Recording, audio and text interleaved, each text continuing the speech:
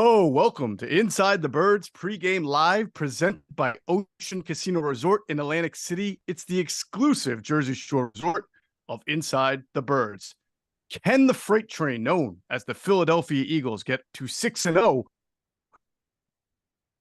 Second time to do it, they simply have to beat a team that they've never lost to in franchise history. Hey, no problem, right?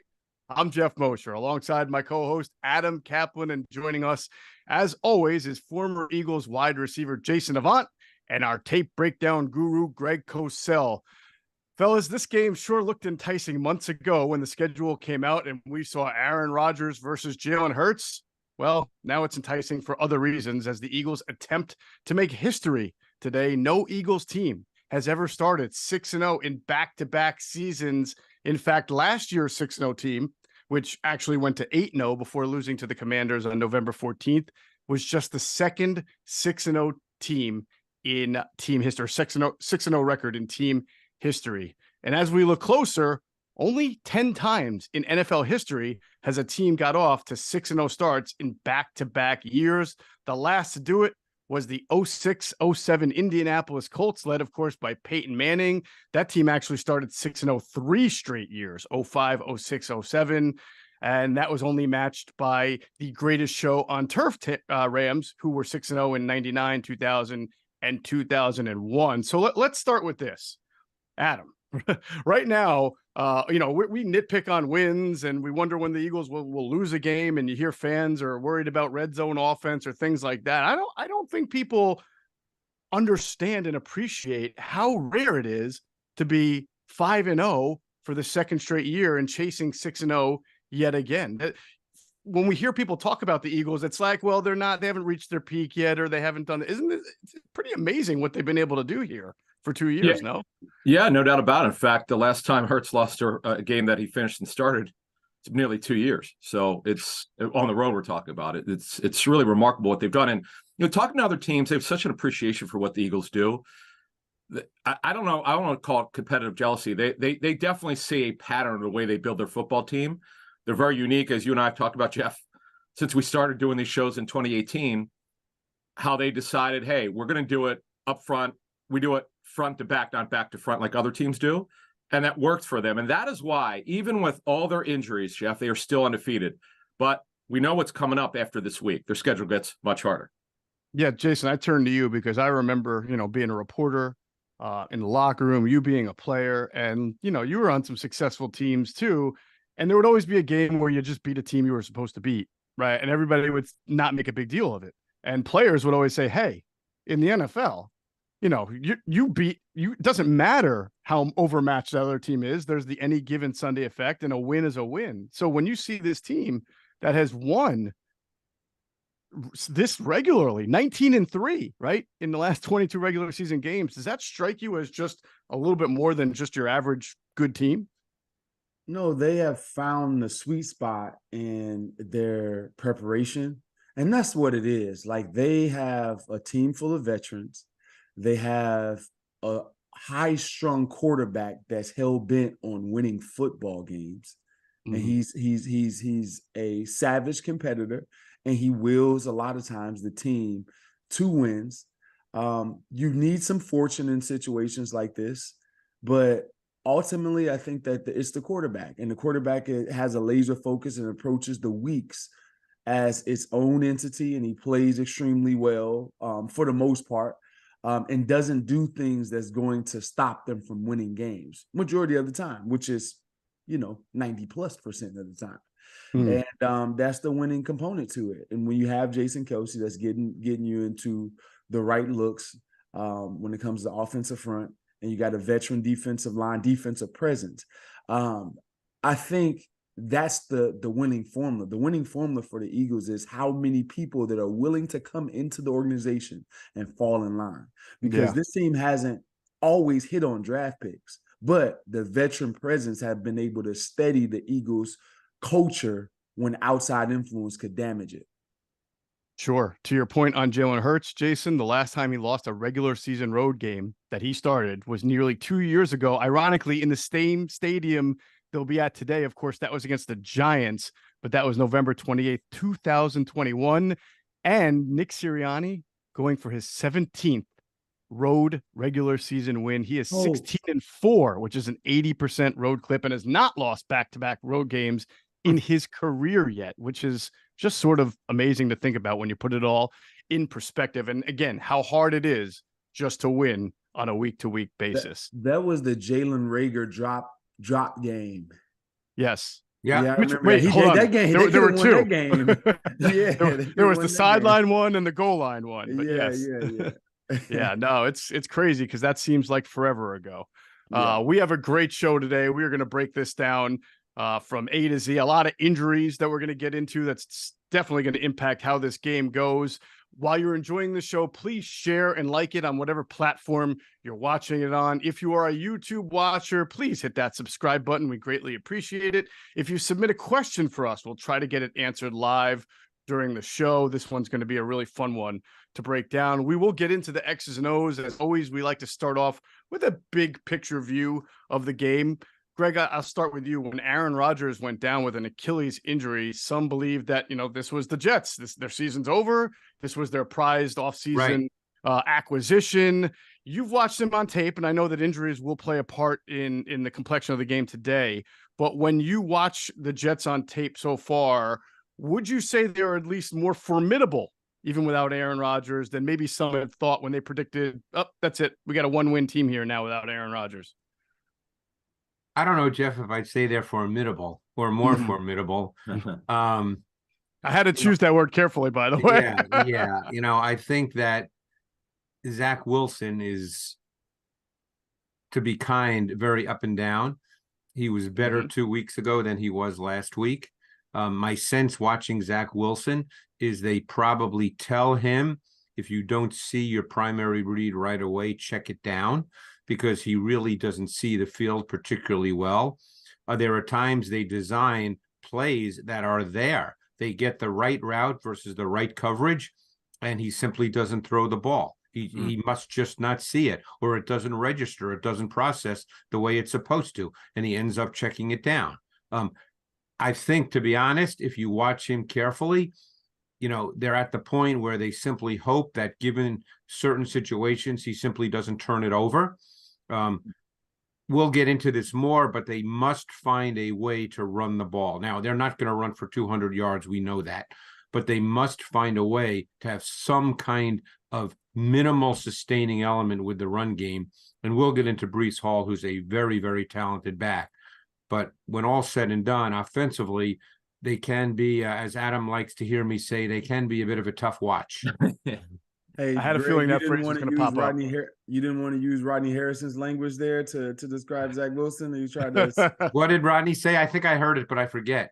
He called him trash and nothing special. I By the way, he said that coming off his best game. You guys know I don't talk like that. I have too much respect for the game and the players to talk like that. Rodney can say that. I can't.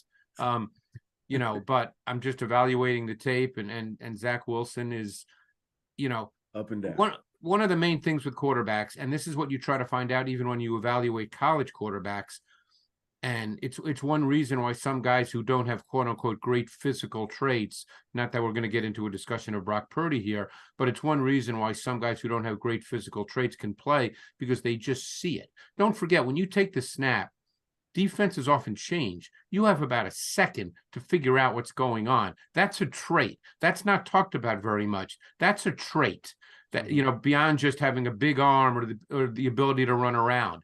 Zack Wilson, up to this point, does not have that trait. He does not see it. And it's hard to play quarterback in this league if you just don't see it right. Right. And by the way, the funny part of Rodney Harrison's comment was that came after one of Zack Wilson's better games. They lost to the Chiefs, but he actually showed a few signs of life in that game. So it was kind of because the Chiefs were giving him praise and Rodney Harrison was having none of it. Jason, I want to flip it back to you on what you were saying about Nick Sirianni. He has a 72% winning percentage. It's a smaller sample size compared to some guys who've been in the NFL for quite a while, but among all active coaches who've coached at least 25 games, that would rank fourth. I'm sorry, among any NFL coach who's coached at least 25 games, that would be fourth of all time. What would you say right now from observing and then at times being inside the facility is his greatest strength? He's a super competitive guy. I think that he has a really good team and staff around him. He does a good job with connecting with the players. And that's something that the Eagles were really, really big on after the Chip Kelly thing. And I think he does a fantastic job with connecting with the players. And then I got to say that the team, when they go into a game, they're well prepared. They are. Most games that they go into, it's very rare that you're sitting there offensively for sure. Sometimes defense, you're like, what the hell are they doing? But offensively, you've never gone into a game and you're saying to yourself, like, I understand why they're doing that. Maybe the slight critique that you can say sometimes their run pass ratio is off sometimes, but usually it's for a reason. So right. I think that they're well prepared. I think that the players absolutely love his coaching style. And I think he gives enough autonomy and allows players to be themselves. And I think that's a winning formula. Definitely. Adam, I ask you this, and, I'm going to put my alma mater's head coach's hat on, James Franklin, and say the goal is to be 1-0 every week, 1-0, 1-0. Yeah. But, as media people, we don't look like that. We've talked on Inside the Birds about how this schedule for the Eagles after this week is about to turn. We've used the phrase, this is when the fun begins, right? Miami Dolphins next Sunday. How important, as you look at this one last game before the schedule really turns, is getting that way. They've been able to go to 5-0. How important is 6-0 when you see what their second half schedule is, and as they race with the Niners to get the number 1 seed? And plus, this will be their 4th road game of the season, only 2 home games through 6 weeks. Great point. That's really interesting. I didn't realize that until I looked it up this morning. I was looking at some quirks in their schedule, and this is one of them where, okay, you mentioned they host the Dolphins next Sunday night. Okay, then they finish out Washington. They're at Washington. But then this is where the Eagles have the toughest schedule in the National Football League. The Cowboys, the Chiefs, the Bills, the Niners, the Cowboys.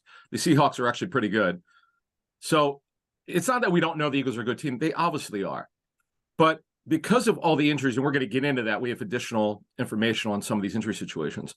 That's when you see teams really test, because Greg just already broke down Zack Wilson. We'll see if he can get anything done today against this Eagles defense. But with the most explosive offense coming to Philly next Sunday night, then Dallas, we know if they can protect Dak, there are plays to be made. Kansas City, obviously, we don't need to go into that. Josh Allen is playing really, really well. And Brock Purdy, who Greg mentioned, it's coming. I mean, that's when you kind of know. As a matter of fact, Geoff, the next few weeks, in fact, this game, the Dolphins game, and the Washington game will largely tell what the Eagles do at the trade deadline, because some of these injury issues are going to be exposed at some point.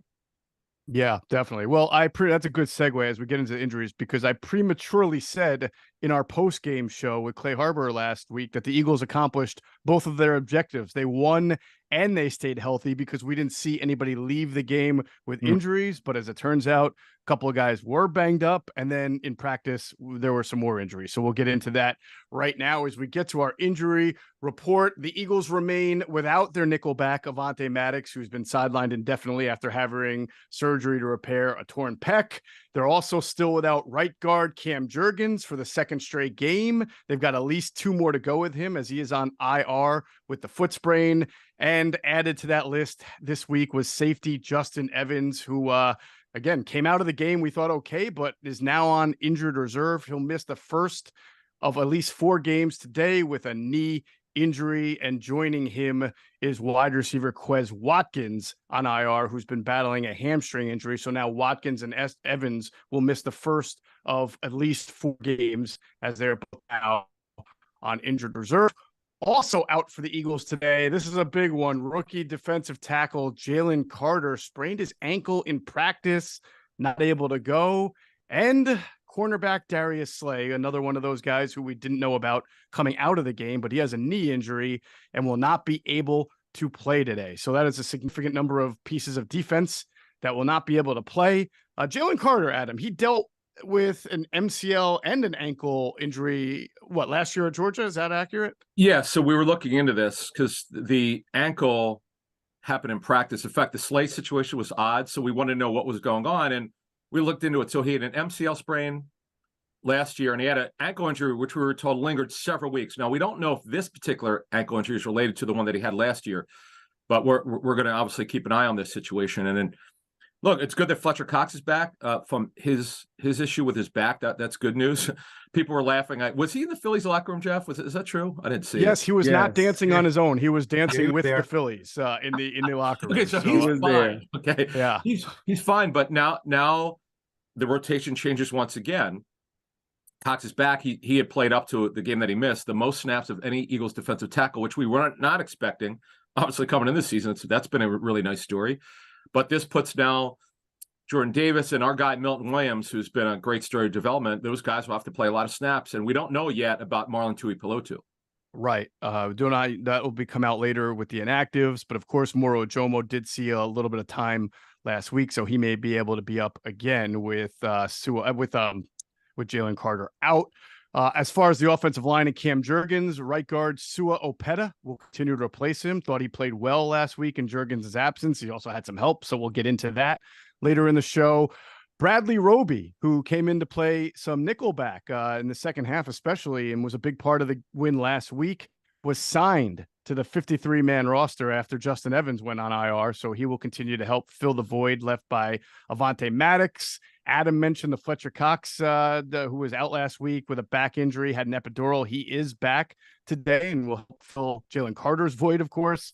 And second-year corner Josh Jobe, who has played in nickel on the outside so far this year with the injury situation. We expect him to replace Darius Slay, but I would also imagine that you might see some Eli Ricks worked in. Eli did work in last week.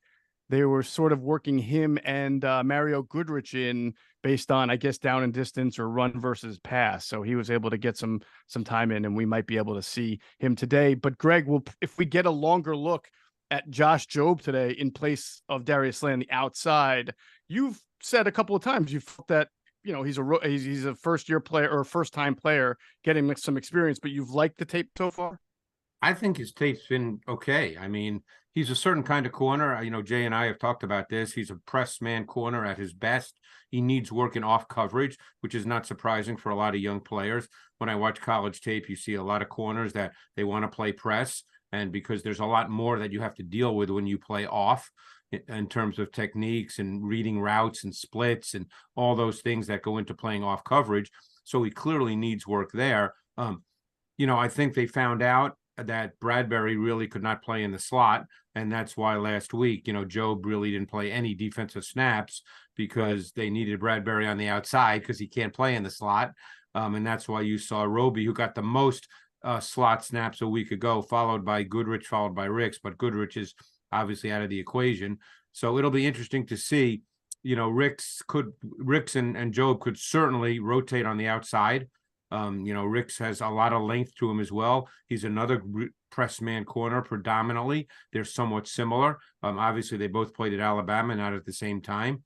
You know, Ricks was a big time recruit coming out of high school, going to LSU before he transferred to Alabama. So you could see those guys rotating on the outside. My guess is Roby will be the slot. You know, another week of practice. He played the slot the last 2 years in New Orleans.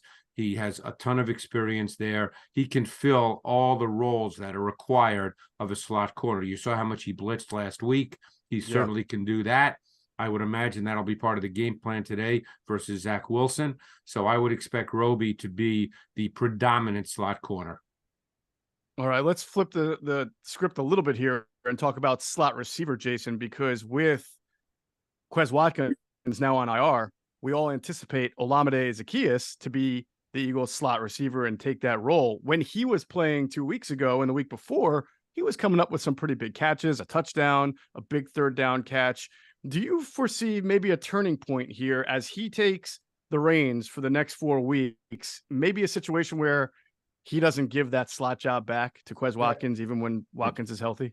That very well could happen because Quez Watkins hadn't made the best of his opportunities and he hadn't been on the field much. And when you consider that with a young player that's, you know, waning down on the end of that first year contract, you know, it's not always a good sign for him. So I don't see that they're losing anything. They're not losing anything because of Quez's lack of production. So the only thing that there is for Olamide Zaccheaus is to gain. And when you think of it like that, it's a good chance that Quez doesn't see the starting position again. Yeah. Hey, one thing we've already seen is that Jalen Hurts will trust Olamide Zaccheaus in a big situation, a third down, or if you hold on to the ball and you need to make a play, he's targeted at him. I'll give you an example, and I don't want to get too far ahead of myself, but let's get to that third, and I believe it was 8 to 10, and Quez had a deep over. It was a deep cross. Quez ran the angle too low. Every NFL playbook, that route says 18 to 22. Quez was at about 15 to 16 yards. And when you're running that route, you have to look at the underneath defender, because that determines how much space you need to go up the field so the quarterback has an easier throw. It went right over the top of his hands, but if he was 3 yards up the field and didn't slow down, that's an easy catch. And Olamide Zaccheaus, because he's a veteran and knows how to work in space, that's going to be a catch 100% of the time. So those little things is an advantage for Olamide Zaccheaus. Great stuff there. Really good stuff. All right. Also with injuries, questionable today on the injury report were rookie safety Sidney Brown. He's been trying to make it past a hamstring injury. He was out last week. And of course, as Adam mentioned, defensive tackle Marlon Tuipulotu, who's battling a triceps injury. We'll know more about their status when the inactives come out later today. And making a grand return, we expect, is Nakobe Dean, who was able to fully practice on Friday. He was activated earlier in the week into the 21-day practice window. I believe he was limited the first 2 practices, Adam, but then practiced fully on Friday. But as we have talked about on this show and in our podcast, Eagles linebackers are playing fairly well in his 4-game absence. So what are you anticipating today with Nakobe Dean's return? I believe from what we're hearing, it's probably going to be Nick Morrow who at least starts the game. Now, what we don't know is what's the philosophy of rotating linebackers. They really haven't done that very much. But Dean had a sprained foot, as we noted 4 weeks ago. And as you noted, they thought initially it'd be a 4-week injury. And there we go. That's what it is. So he's ready to play. But from what we understand, they're going to start off Morrow, and then we'll see what they do in terms of rotation. And boy, the Morrow story is amazing. Think about this. They cut him before the season started, right? Yeah. And I know the 3 sacks for an off-the-ball linebacker is kind of fluky, but it's not just that, though. He's played solid football. And we knew when we had Paul Gunther on our show, Jeff, in the spring, Paul talked about it when he gave him the green dot when he was with the Raiders. He thought, though Morrow played safety in college, that he was ready to do it. So This kid obviously is pretty smart. He had to learn a new position. So far, so good. I'm just fascinated to see how they're going to handle this, because obviously at some point Dean's got to take the job over. Yeah. But the good thing is Morrow's put himself on the map here. This has been a good story. Yeah, I mean, at very least, and we'll get into this a little bit more when we talk about the defense, the Eagles have some optionality here as far as a linebacker rotation versus the run or versus the pass, if they want to do that, depending on how they work Dean, Morrow, and of course, Zach Cunningham in. All right, lastly, with the Eagles, their punter, Braden Mann, he was out of elevation, so the Eagles signed him to the 53, and that was able to take the spot that was occupied by Justin Evans going on injured reserve, and obviously Quez Watkins going on injured reserve enabled them to activate Nakobe Dean. So basically, the big advantage, I don't want to call it an advantage here, but the Eagles did not have to waive or release any players this week to make room for Nakobe Dean and Braden Mann. So they're still able to have some depth in some key areas and not have to say goodbye to any players. Of course, that came at the price of having 2 guys going on IR. So we'll see what happens within the next 4 weeks when those guys get healthy. Speaking of getting healthy, that is not the theme for the New York Jets. Unless you're living in a cave or under a rock, you already know that they don't have Aaron Rodgers, who suffered an Achilles tear on, I believe, the 4th play of the opening game, the season opener that they had against Buffalo. And they have suffered some other losses as well, as far as players going on injured reserve. Most recently, a very good right guard / right tackle, Elijah Vera Tucker, who also has an Achilles tear. They are without safety Chuck Clark, who a veteran safety who used to be with the Ravens with an ACL, and another offensive lineman, their left tackle, who was supposed to start the year for them, Dwayne Brown, with a hip. They've got a special teamer, Justin Hardy, on injured reserve, also with a hamstring. And that's just the guys on injured reserve. Just out today from injuries, and this is a big one for the Jets, is their all-pro cornerback Sauce Gardner, who has been dealing with a concussion. Their other starting corner, DJ Reed, also a concussion. And then a backup corner, Brandon Eccles, out with a hamstring. So this is a really beat-up secondary here for the New York Jets, and also a beat-up offensive line. So what they're doing is Mekhi Becton, who was their 2020 first-round pick, his career is now coming full circle. He is back at left tackle, and they're either, Adam, as you have said on the show, going to start either Max Mitchell or Billy Turner at right tackle. Both guys veterans, but obviously backups by trade. Yeah, Turner, Mitchell's in his second year. He had to play a lot last year because of Becton's situation, and Turner started at every position in the NFL other than center. So it's good that they have him on the roster. But the big thing, Geoff, is in the secondary. So this is hard to believe, but it's going to happen, and I'll explain why this is going to happen. Mm-hmm. So look for Craig James, the former Eagle, who made one big play. You might remember, was it 4 years ago against? Yeah, because they couldn't find Sidney Jones, so they threw Craig James in there. Yeah, you get in there against Green Bay. Schwartz was looking for him, right? So they put James in. He made a play at the goal line, made that deflection. But so he's going to start today. And look, they're in a tough way here. So they're going to keep. Their plan is to keep Carter as their slot. You know, their nickel corner is pretty good. He's the other Michael Carter.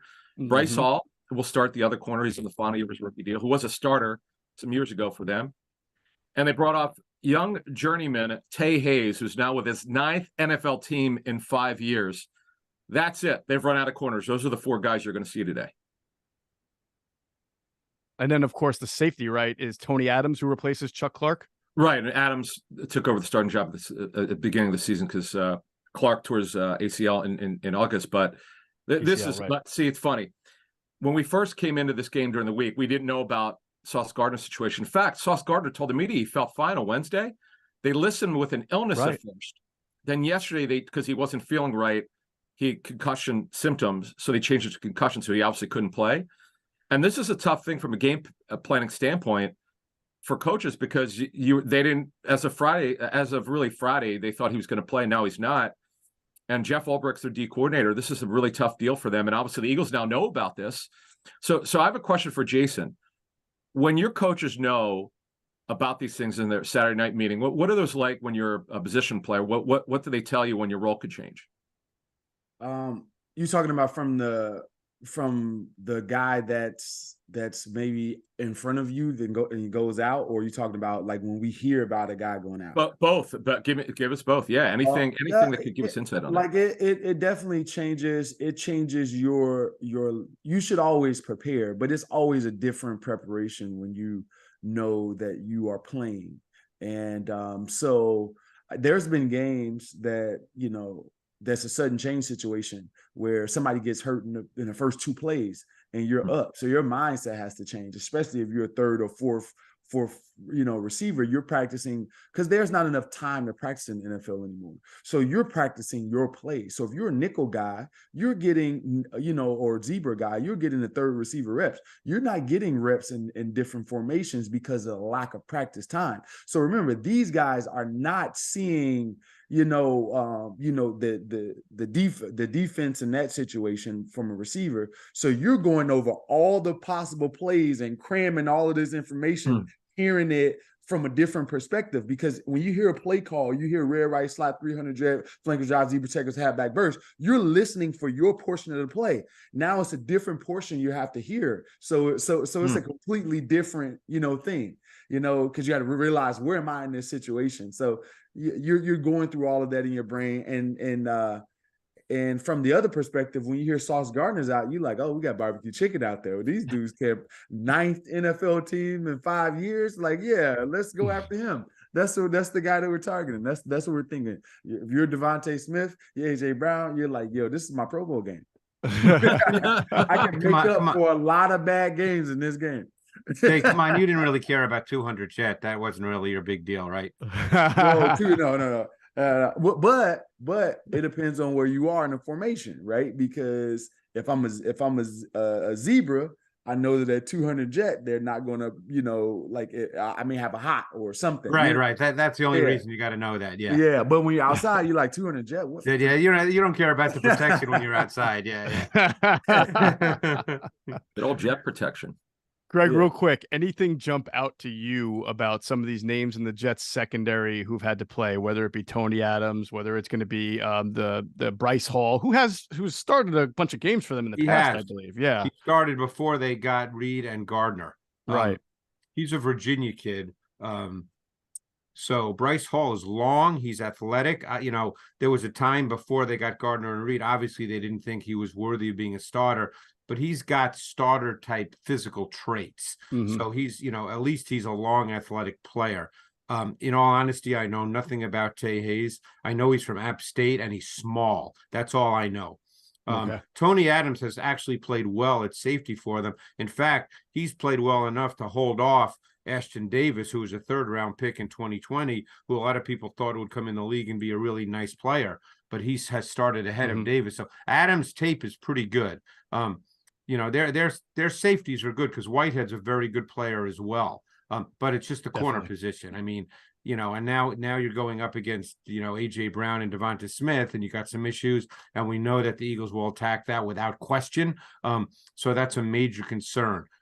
We'll get to their front group because their front group is really, really good, and they have to rely on that to really be a major deciding factor if they're going to compete and have an opportunity to win this game. Right.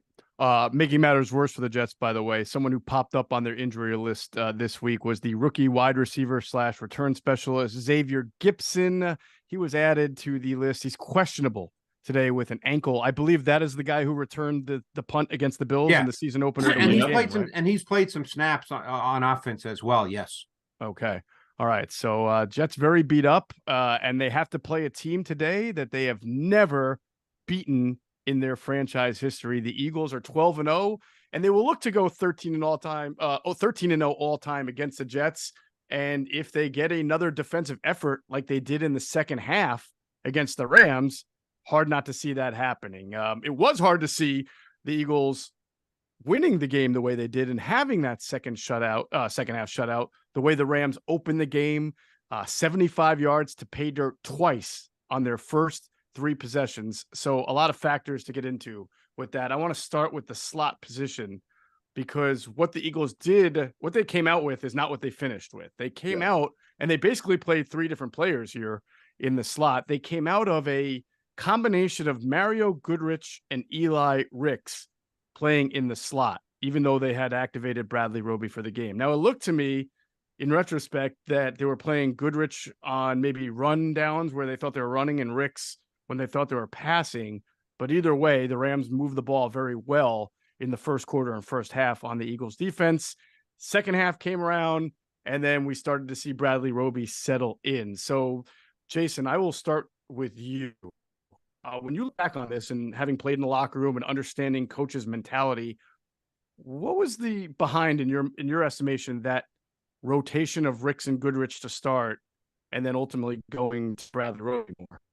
Yeah, I don't necessarily know if they fear the Rams running game. I think that they were trying to figure out which one of these 2 guys are going to play better, and neither did. And part of the reason is just the lack of reps. And when you're playing a team like this, but this is why I love the game against the Rams. It was like a godsend for this team because you're going to see multiple offenses like this year, namely the Miami Dolphins next week. And you're going to see, the 49ers who have similar plays, but different personnel and formations, right? They do it a little bit better, but it's still a similar style offense.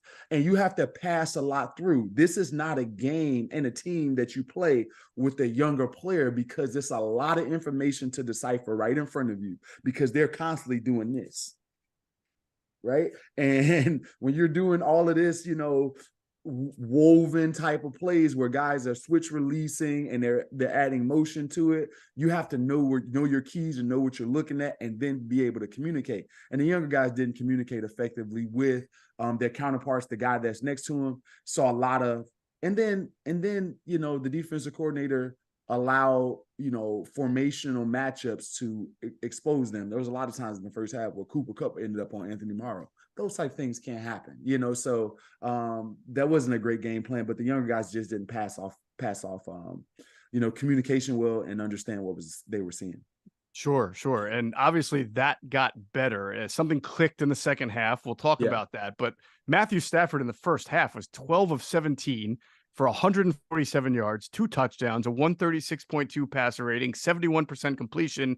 After halftime, just 9 of 20 for 45% completion, 75 yards, and a 55.21 passer rating. That is a huge difference. And Greg, what sticks out to me, there was a critical 3rd and 5 in the fourth quarter, pretty early in the fourth. You saw the Rams motion a receiver to the right side. They create that bunch formation that we had discussed that gave the Eagles some issues the week before. And you see Bradley Roby come down to the formation and tap his helmet, indicating that he's going to take, I believe, the motion man, and then a switch off happens there. Does that stand out to you as something that they were missing the week before? Just that veteran presence to understand who to take, how to switch off, and how to communicate. That seemed to be a big juncture of the game because the Eagles had just gone ahead. It was still a 1-possession game at that point, and that was a big 3rd down stop. Yeah, we'd also be having a different conversation if Stafford didn't miss Atwell wide open on 1st and 10 in the fourth quarter on a seam that would have put the Rams ahead. We might be having a different conversation. But I think, one thing that the Eagles, I think, made a change as well is, there's a number of ways teams, Jeff and Jay knows this, play bunch. Okay, you can play it 5-6 different ways. One way is what's called box. You play 4 over 3, and therefore you don't get caught up in trying to match releases. Because very often in bunch, what happens is you get one guy playing a release and one guy playing a man. That's basically how the Rams won the week before against the Colts. One guy played in a sense zone, the release, and one guy stayed with man. So if you play what's called box 4 over 3, which the Eagles started to do a bit more of, you don't get caught with that. But so that was one adjustment they made. But like I said, there's multiple ways to play bunch. There's multiple ways to play motion. You have to decide. We're going to talk about a lot of this next week, obviously, with the Miami Dolphins. But you have to decide how you want to play all that. Because the last thing you want to do is have 3 or 4 guys have to start making communication adjustments literally 3 or 4 seconds before the ball snapped. That's not a good recipe to play in the secondary. And sometimes you see that, and you see teams get lost. Even if they make the right adjustment, sometimes the guy just doesn't get to his spot quickly enough. So, I'm not sure how much you'll see this week, because I think with Zack Wilson, you may not see a lot of that. But overall, I think someone like Roby really, really helps because he's seen a lot. He knows how to respond to all these things. It's not new to him. It's newer to, I think he'll play the slot, to be honest. But if you ended up putting Ricks in the slot, this is all new to him. It's a different situation. You just don't know how someone's going to react to all that. Sure. I want to get in there to talk about this, to talk about those. And I talked about it, pretty much, throughout the week, this past week, on those 2 plays. Well, and I say 2 plays, the Tutu Atwell touchdown. They were in a cover 3, a red 3, and he's supposed to get underneath that throw. Right? Everybody think that was James Bradbury. James Bradbury's job is to play in between the corner route and him, and that guy's supposed to buzz underneath that throw because they dropped out the defensive end to take the short hook. So if he goes under that and they didn't communicate it well, James Bradbury was trying to communicate with them. He looked at the safety, looked back, and the play snapped.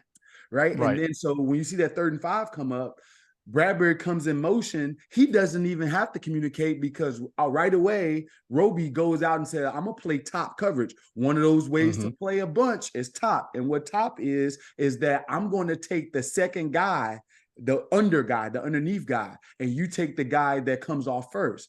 And that's one way of playing it. And you need all of these 4 over 3s, locked, banjo. You need all of these different ways to play it because you don't want a team to scheme you up. So one time we'll play box, one time we'll play banjo, which is the in and out. One time we'll play, that's a 2-man in and out banjo. So one time we'll play top, the other time we'll lock it. We change these things up, and you have to communicate that. And he did an excellent job of that, just to throw off the time a little bit so Kupp couldn't get And Jeff, the play you're talking about, the 3rd and 5 play, obviously they did a good job there, but that, to be honest, that's pretty common, because when a guy motions in, you're going to, I mean, you still have to communicate it, obviously, but that's pretty common in the league where you just switch up because the outside guy becomes the inside guy, and you don't want to get, the thing is, you don't want to get caught having to, because you're at the same level. The two defenders are at the same level, so they don't want to get caught running into each other.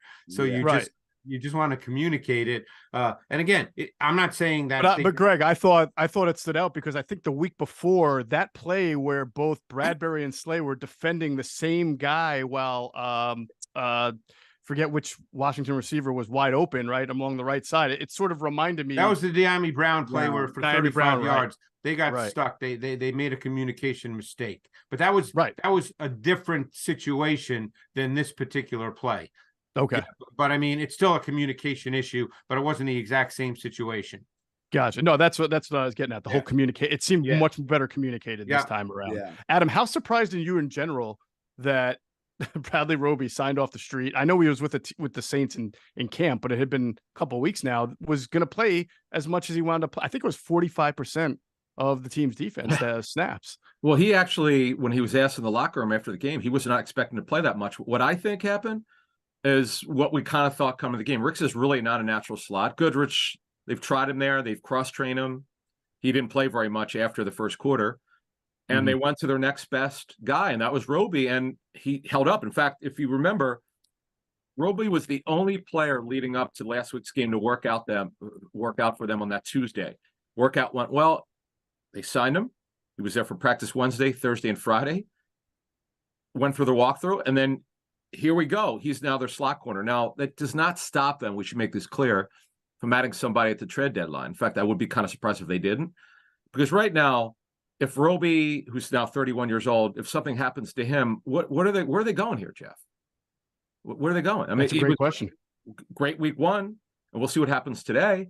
But when you want to be a championship team again, and boy, they're headed for that based on the way things are going. But if you want to make that run, you can never have enough depth. I think we've learned that already for this football team this season. Absolutely. And clearly we're 5 weeks, headed here to week 6, and we can probably say the Eagles have played 4 different guys. I mean, if you count Sidney Brown, who played a little bit of the slot before he injured his hamstring, they've put in about 4 or 5 different nickel corners. So obviously you don't really want to be playing Sidney Brown in the slot, in my opinion. I mean, you can play him in the slot on 1st and 10 against, base personnel if you want to go big nickel, but you don't want Sidney Brown in the slot when you're playing, well, he won't be ready for the Dolphins, but, teams like that, you don't want Sidney Brown in the slot. Right.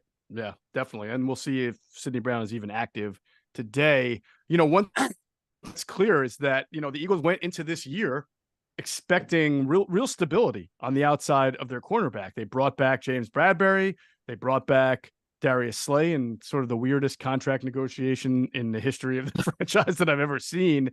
But outside of week 1, we really haven't gotten a chance to see Slay and Bradbury play their outside positions. Now, Bradbury is going to move back outside today, but of course, Darius Slay is injured. So once again, you have instability there at corner. But I do want to, even though he's not playing, I want to focus on Slay just a little bit.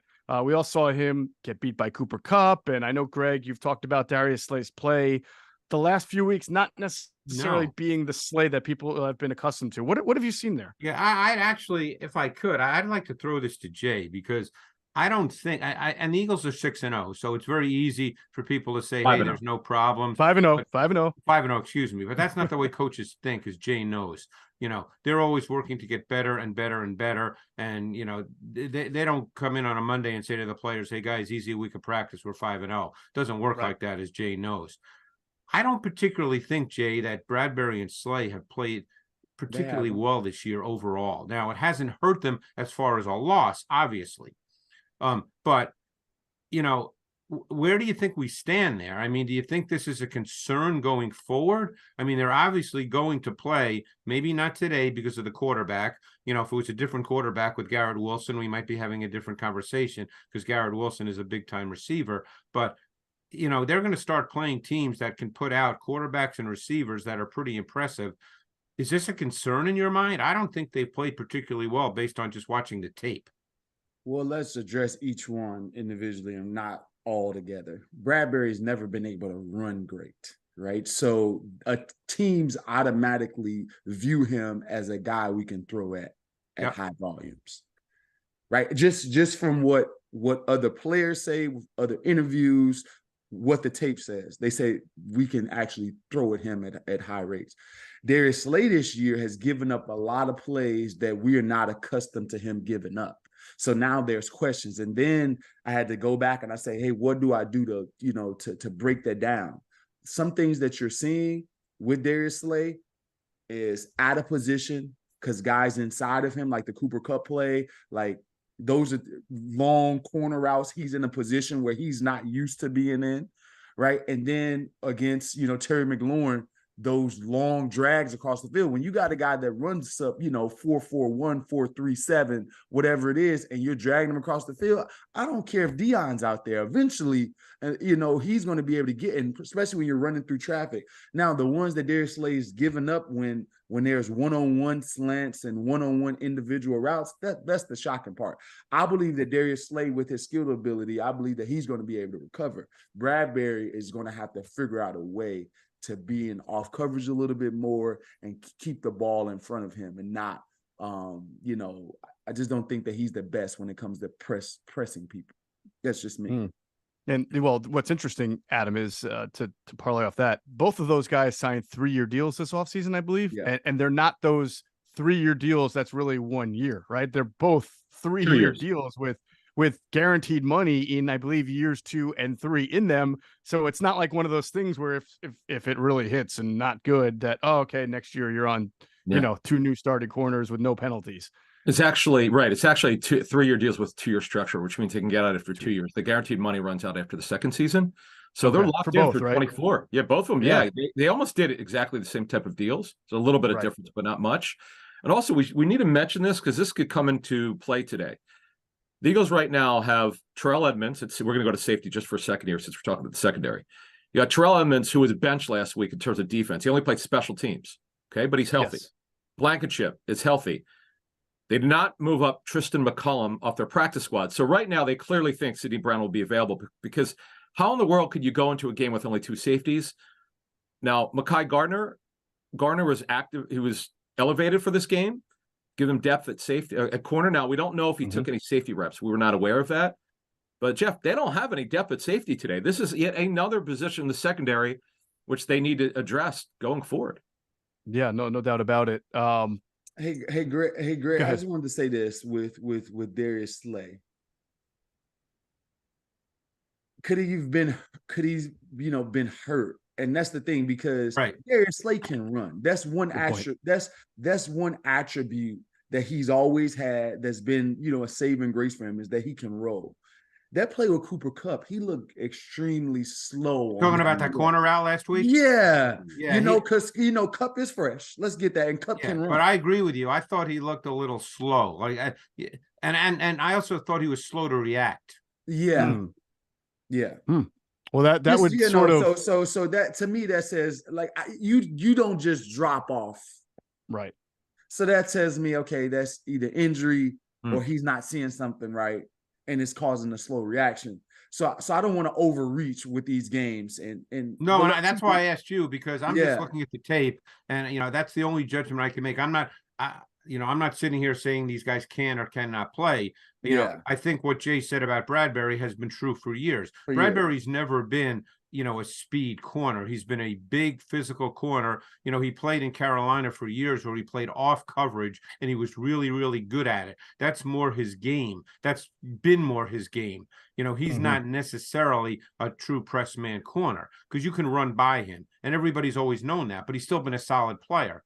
Slay's been a really good player, but as guys get older, you just don't know. And all I'm saying is the tape this year hasn't been as good as last year up to this point. And this last point I'll make about this whole situation, and this is where we gotta like view it, from a big picture, is that when you look at, Jonathan Gannon, he's reluctant to be in man a bunch. And then you get Sean Desai coming over. And you got Tyreek Woolen is more man. So now you're a little bit more exposed. Yeah. That's a good point. We're going to get to that in a little bit. You're doing things that you're not, always comfortable with, so 100%. Yeah. So that would also, to your kind of, or Slay, as he likes to be called, suddenly kind of popped up on the injury report with a knee injury, even though we didn't see it during a game. The question I have for you from a strategical standpoint is we haven't seen, I don't think we've seen Sean Desai yet use a corner and have him trail a number one wide receiver. I don't know if you'll see that today, even though Garrett Wilson really is the number one and only number one threat among the Jets wide receivers. Would you do that with James Bradbury, or do you expect that James is going to play his side and Josh Jacobs going to play his side? No, you can't. Yeah. No, James Bradbury is, and I love him as a player because I love guys that work through their deficiencies. Like it's easy to locate a deficiency, but it's another thing to be able to cover it up with, other things that advance and elevate your game, right? So, but it's like asking me to go out there and be the number one receiver. Like, I'm not running by anybody, but I'm very effective in the slot. That's just how it is. And you have to be able to, as a coach, to know which players are going to be best used. So you play to their strengths. In this game, the winning solution for this game is basically don't give up big plays and stop the run. And that says to me zone defense. And that's right up James Bradbury's, wheelhouse. Sure. Greg, you always say, there is man within zone principles. So if the Jets are smart, they're putting Garrett Wilson in position to be matched up against Josh Jobe today, I would think.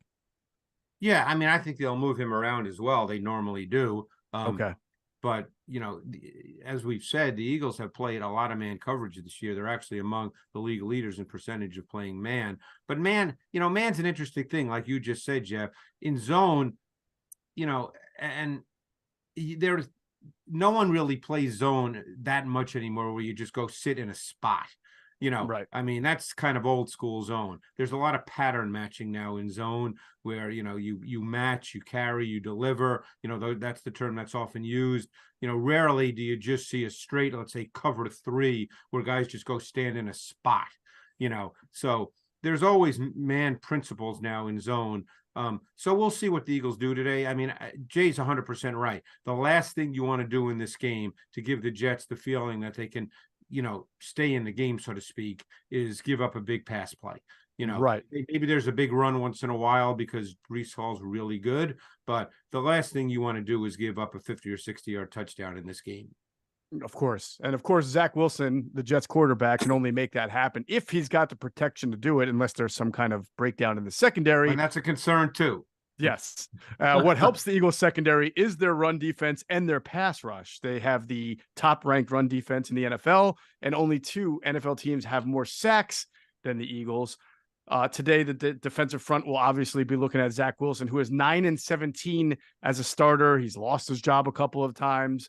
But with Aaron Rodgers out, the Jets went back to Wilson. They did sign Trevor Siemian, but right now it has been the Zack Wilson show. He comes off his first win as a starter in almost a year last Sunday when they won 31-21 over the Broncos in Denver. Is there anything that has stood out to you, Greg, in the last 2 weeks? I'm going to include the Kansas City game where the Chiefs at least felt that Zack Wilson was special, as Chris Jones said. But is there anything that's jumped out to you from an improvement standpoint, or anything that you've noticed that he's doing better?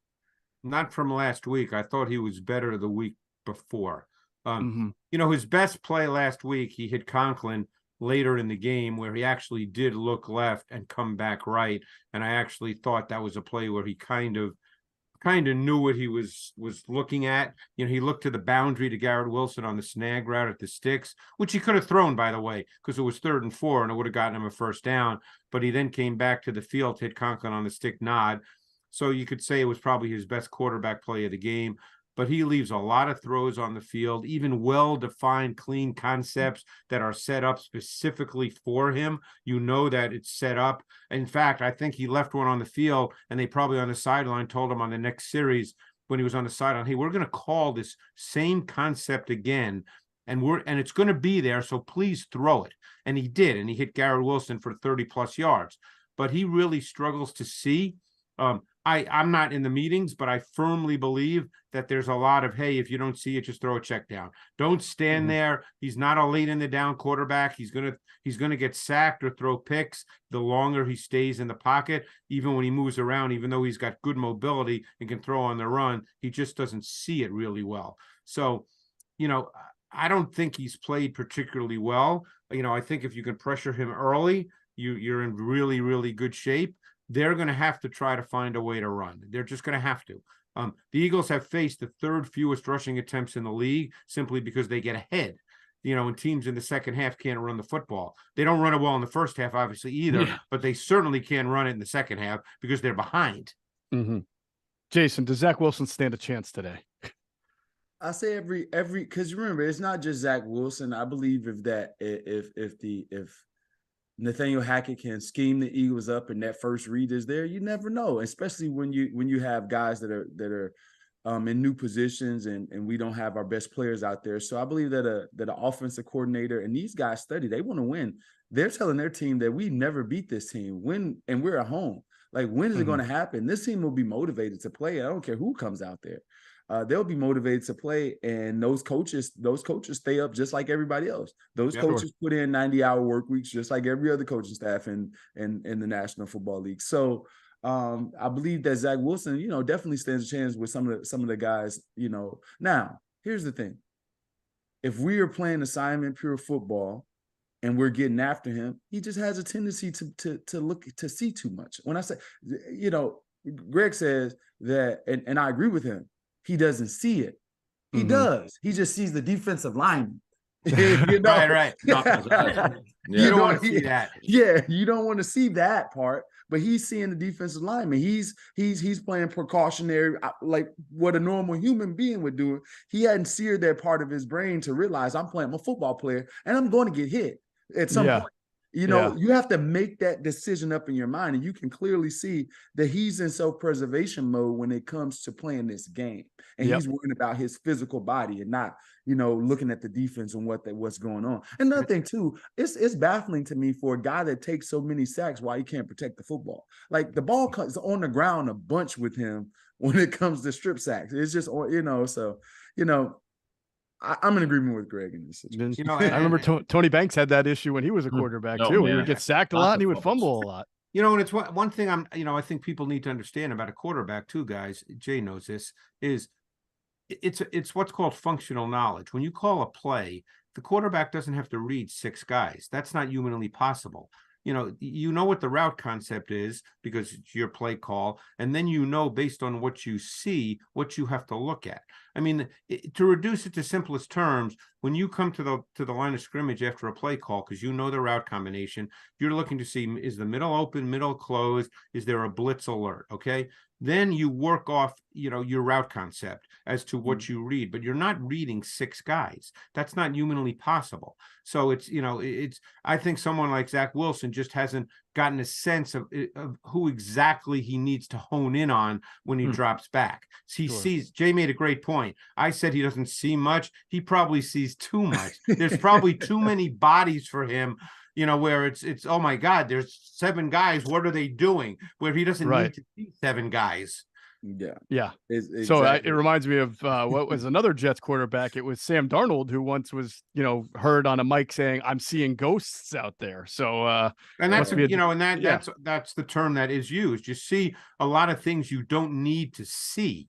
I mean, the really good quarterbacks just see what they need to see, and the rest is superfluous. Yeah, sure. And a way to do that a lot of times, and we'll get to the next thing. So the way to see that for a quarterback is that the first thing that you're going to look at is the safeties, right? So you're going to be able to see the safeties, but also once you get advanced, you begin to see fronts. And once you see fronts, now the chances of them being in certain defenses and certain coverages. So even if the safeties are lying, you're like, they're not usually in this low front, this overload front to this side unless they're in cover 3. So you begin to break that down and they're lying in this situation. He's going to get out of that cover 2. It's going to be cover 3, right? So, quarterbacks can do that, and some guys just don't, like Greg said. I don't know. Yes. And some guys never get it, Jeff. Some guys never get it, and it's why they, Zack Wilson, and I'm not saying he'll never get it. Believe me, who knows what's going to happen in his future. But let's say he doesn't really get it because he's got so much talent, physical traits, he'll hang around for a while and get some opportunities because the physical traits are clearly evident. But if he doesn't get it, at some point, it's just not going to work. Absolutely. All right. You guys touched on Sean Desai. I want to get into him in a second. First, I want to remind everybody to check out our friends at PHLSportsNation.com. They're enhancing the fans' experience with their coverage of all Philadelphia sports teams. For the fan, by the fan is their motto. So make sure you check them out at PHLSportsNation.com and on Twitter at PHLSportsNation. I think now is a good time to take a look at Sean Desai 5 weeks into his first year as the Eagles defensive coordinator. There have certainly been some rough moments. We've discussed them, but they are also number one against the run. They are tied for the third most sacks in the NFL. And I would say, and I think you guys started to touch on this, we're seeing things that this defense is doing this year that did not last year. We know everybody is obsessed with blitzing, Jason, right? And Desai is not going to be Todd Bowles, but he is blitzing at 24.4%, which isn't huge, but it's up from 22% last year. And I would think that the number just in the last 2 weeks might even be a little bit higher based on what their game plan was the last 2 weeks in blitz percentage. But putting blitz percentage beyond, right? To me, I think you're seeing, and I want you to expand on this too, maybe a diversity of pressure schemes. It could be zone pressures, cover zeros, delayed blitzes. And we even saw last week, Brandon Graham line up over the center, right? And like almost a nose tackle position and rush the passer from that. Do you believe when you've watched the Eagles defense that you are seeing Sean Desai's fingerprint on it and that is different, a lot different than what you saw from Jonathan Gannon? Yeah, it's much different styles. It's not much different when it comes to blitzing. Now the blitzing package may be different, but like you said, percentages are very similar, and they're more willing to come up and be in your face, than Jonathan Gannon was. Right. They're getting outstanding, pass rush, so that's always good. And when they add a blitzer, they get home when they add a blitzer. So I don't understand why you don't add one more often. So you're still bitter about that last play of Washington regulation. Well, that was a horrific call. That last play. that was a bonehead call. I would like to think if he gave him a do-over, he might do some different things on that. Even if you were to play that, you still have to get up and show cover zero if you're going to play the plan. And that's it. You just don't line up in it and let the defense see it and be able to get that done. But right. I just say that the man coverage percentage is up. And here's the thing. Veteran players, and you listen, talk to corners, you're going to see corners complain in practice about how many man snaps we go. Really? Like that's anywhere NFL. Okay. Anywhere. If we go man more than 2 times in a row, you're gonna have a protest on the field. Those corners don't like having their back turned to the cornerback, Jay. They want them interceptions. Listen, bro, like now younger players, they're more willing because they're coming right from college. They're like, dude, I don't have to think man coverage. Let's do it 4 or 5 times in a row. Yep. These older players, you got to be judicial when you get a defensive coordinator, how many times we do it. And I'm okay with man. I just think man is for situations. You know what I mean? Like you just don't line up in it. Like the Jets go man so much. I'm like, dude, this is because they have young players, and they're a good defense. But there's different ways to play football. Can I? Jeff, yes, if I could say I was going to you next, Greg. I think there's 2 things that stand out to me about the Desai that's different from Gannon. That again, without getting into like all the weeds, because we don't know a lot of certain things. I think, and you touched on it a bit when you mentioned Brandon Graham. I think you're seeing more multiple front alignments in terms of deployment of personnel. Number one, and you're seeing a much higher percentage of stunt concepts this year. Much higher percentage of stunt concepts. I noticed that week 1 right away, and it's continued throughout. This team is stunting an awful lot. Jonathan Gannon didn't do much of that. When he did it, he had success, so we noticed it, but he didn't do much of it. Desai is doing a lot of it. And that's also the reason you're seeing part of the reason I believe you're seeing more multiple personnel deployment with their fronts. Adam, doesn't that sort of bring us back to conversations we had with personnel sources who watched Eagles tape last year, and they recognized that Gannon was doing a good job. The defense had a record number of sacks, but people felt that against the run, there were some deficiencies because of how they deployed their defensive linemen. And then they thought at times there was maybe a lack of, again, they knew the Eagles were not going to be blitz heavy, but a lack of sort of making it tough and confusing for the opponent. And to Greg's point, they are doing so much more up front and different things, Brandon Graham being a good example, that I feel like the same people would say, all right, now they're on to something. I would say that the one criticism we got on Gannon was a lack of post-snap disguise. Like we talked about this. There was a veteran quarterback. We noted this on our show 2 years ago that told their front office it was the easiest defense he'd ever gone against because they weren't really doing anything to make him hold on the football. Now, of course, Gannon had Steven Nelson 2 years ago, and he coached the deficiencies of some of the players he had. Last year, look, they made a great run, but it was still a criticism we got last year. They weren't disguising enough. Make it a little bit harder. So I would defer to Greg on this. I don't know if he's noticed that if they're disguising more, but you guys just talked about some of the stuff that they're doing up front. Yeah, I mean, I think a little bit more. I don't think that jumps out to me as much as what they're doing up front. Don't forget you're playing some young people in the secondary, and you got to be really careful about that. Jay knows this, and he can address it probably better than I can. But when you start moving people around right at the snap of the ball with disguise and late rotation, if one guy's late or if he turns the wrong way, that's where you give up, big plays.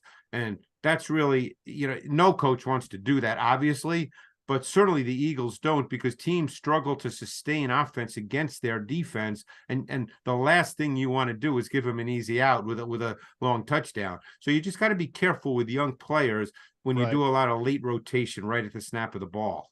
Do they do a lot of what looks like zone but is actually man, which is not necessarily requiring a whole lot of movement, but you're playing one? No, but that's a different thing, Jeff. That's a different thing. Yeah. Everybody kind of does that. Yeah. Yeah. But I would say that when Reed and what was it, Edmonds? Did they start the season? And Edmonds is going to start today. Yeah.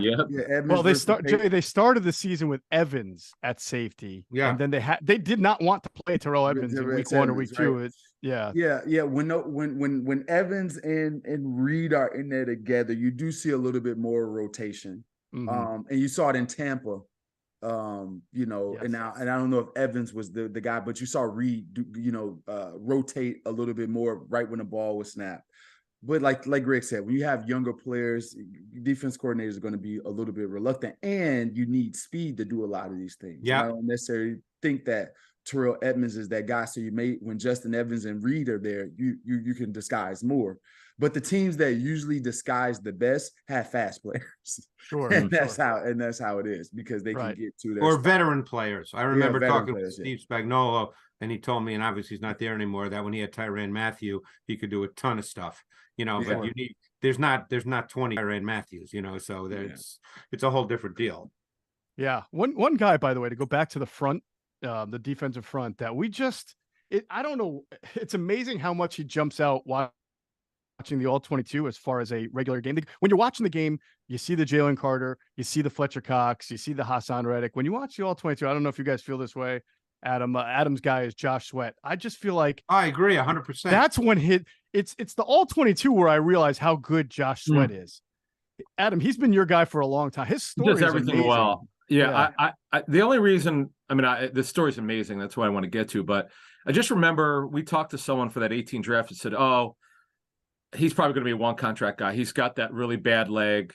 Right. He almost lost his football career in high school. It's not going to be good." And I know Greg's talked about he was the highest recruited player in the country his year coming out of high school. He's only 26. But what I love about Virginia, what I love about his story is there were so many teams. I know the Raiders had a non-draftable grade. He couldn't pass their medical. I know this is 5 years ago, but and they weren't the only one. There were a lot of teams that were very wary of him. And let's call it like it is, Jeff. He's one of the best defensive players. He's so consistent. That's the other thing. You guys watch the tape. You see the guy's effort. He's just terrific, and he could play with his hand down. You could stand him up.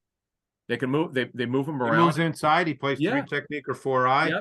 Yep. I personally think he's their best defensive lineman overall, but that's my opinion. And I thought that way last year as well. And I think that if you just said to him, rush the quarterback, he could get 13 or 14 sacks too. He had 11 last year, didn't he? Yes, he did. Yeah.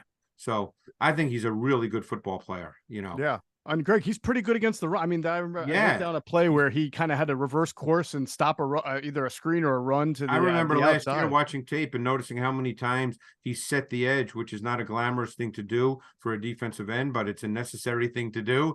And he's really good at that. I'm pretty sure his wingspan has to be about 7'1".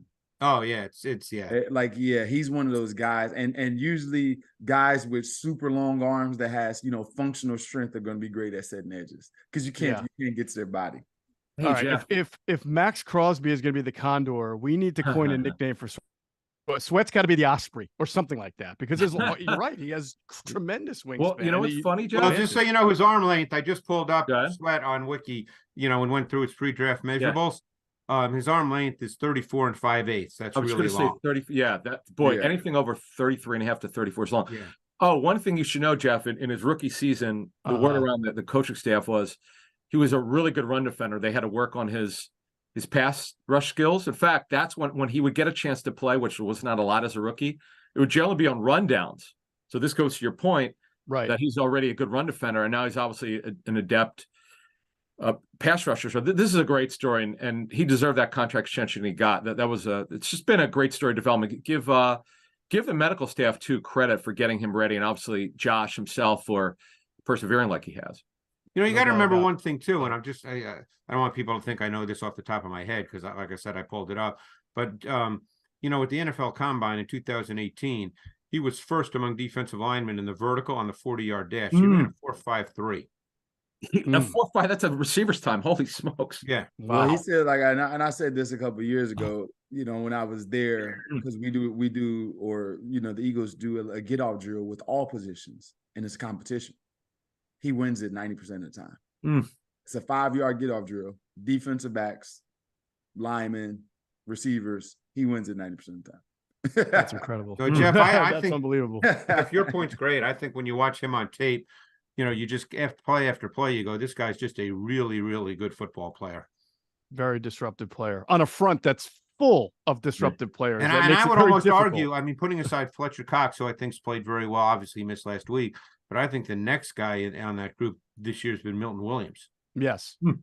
Terrific year for Milton Williams, who, again, sort of like with Josh Sweat in the knees, the thing with Milton Williams was, can he be a prolonged defensive attack? Can he play 3 downs because of the short arms? Will he be able to? Well, and the other thing too is, they're starting to play him. Getting back to the multiple front deployment, he's playing some wide 9 now. He's being moved all around. That's one thing Sean Desai's doing a lot of. Yep. And you'll notice even when the Eagles sort of have rough stretches and give up your points, I feel like the fans have appreciated Sean Desai so far. And the whole, I want my defense to feel palpable, right? I want it to be felt. Well, when Jalen Carter's been in there and everybody else we've talked about, it has been felt. They've made their presence. They are hitting quarterbacks. They are still causing turnovers. So it's been a pretty good start for Sean Desai. Now, today, his challenge is also stopping a Jets running back. This may be the best running back that they've seen this year. I'm sort of going through, Ramondre wasn't much of a challenge. The whole Patriots offense is not very good right now, but Breece Hall, second-year running back for the Jets, coming off that ACL, has looked pretty good so far.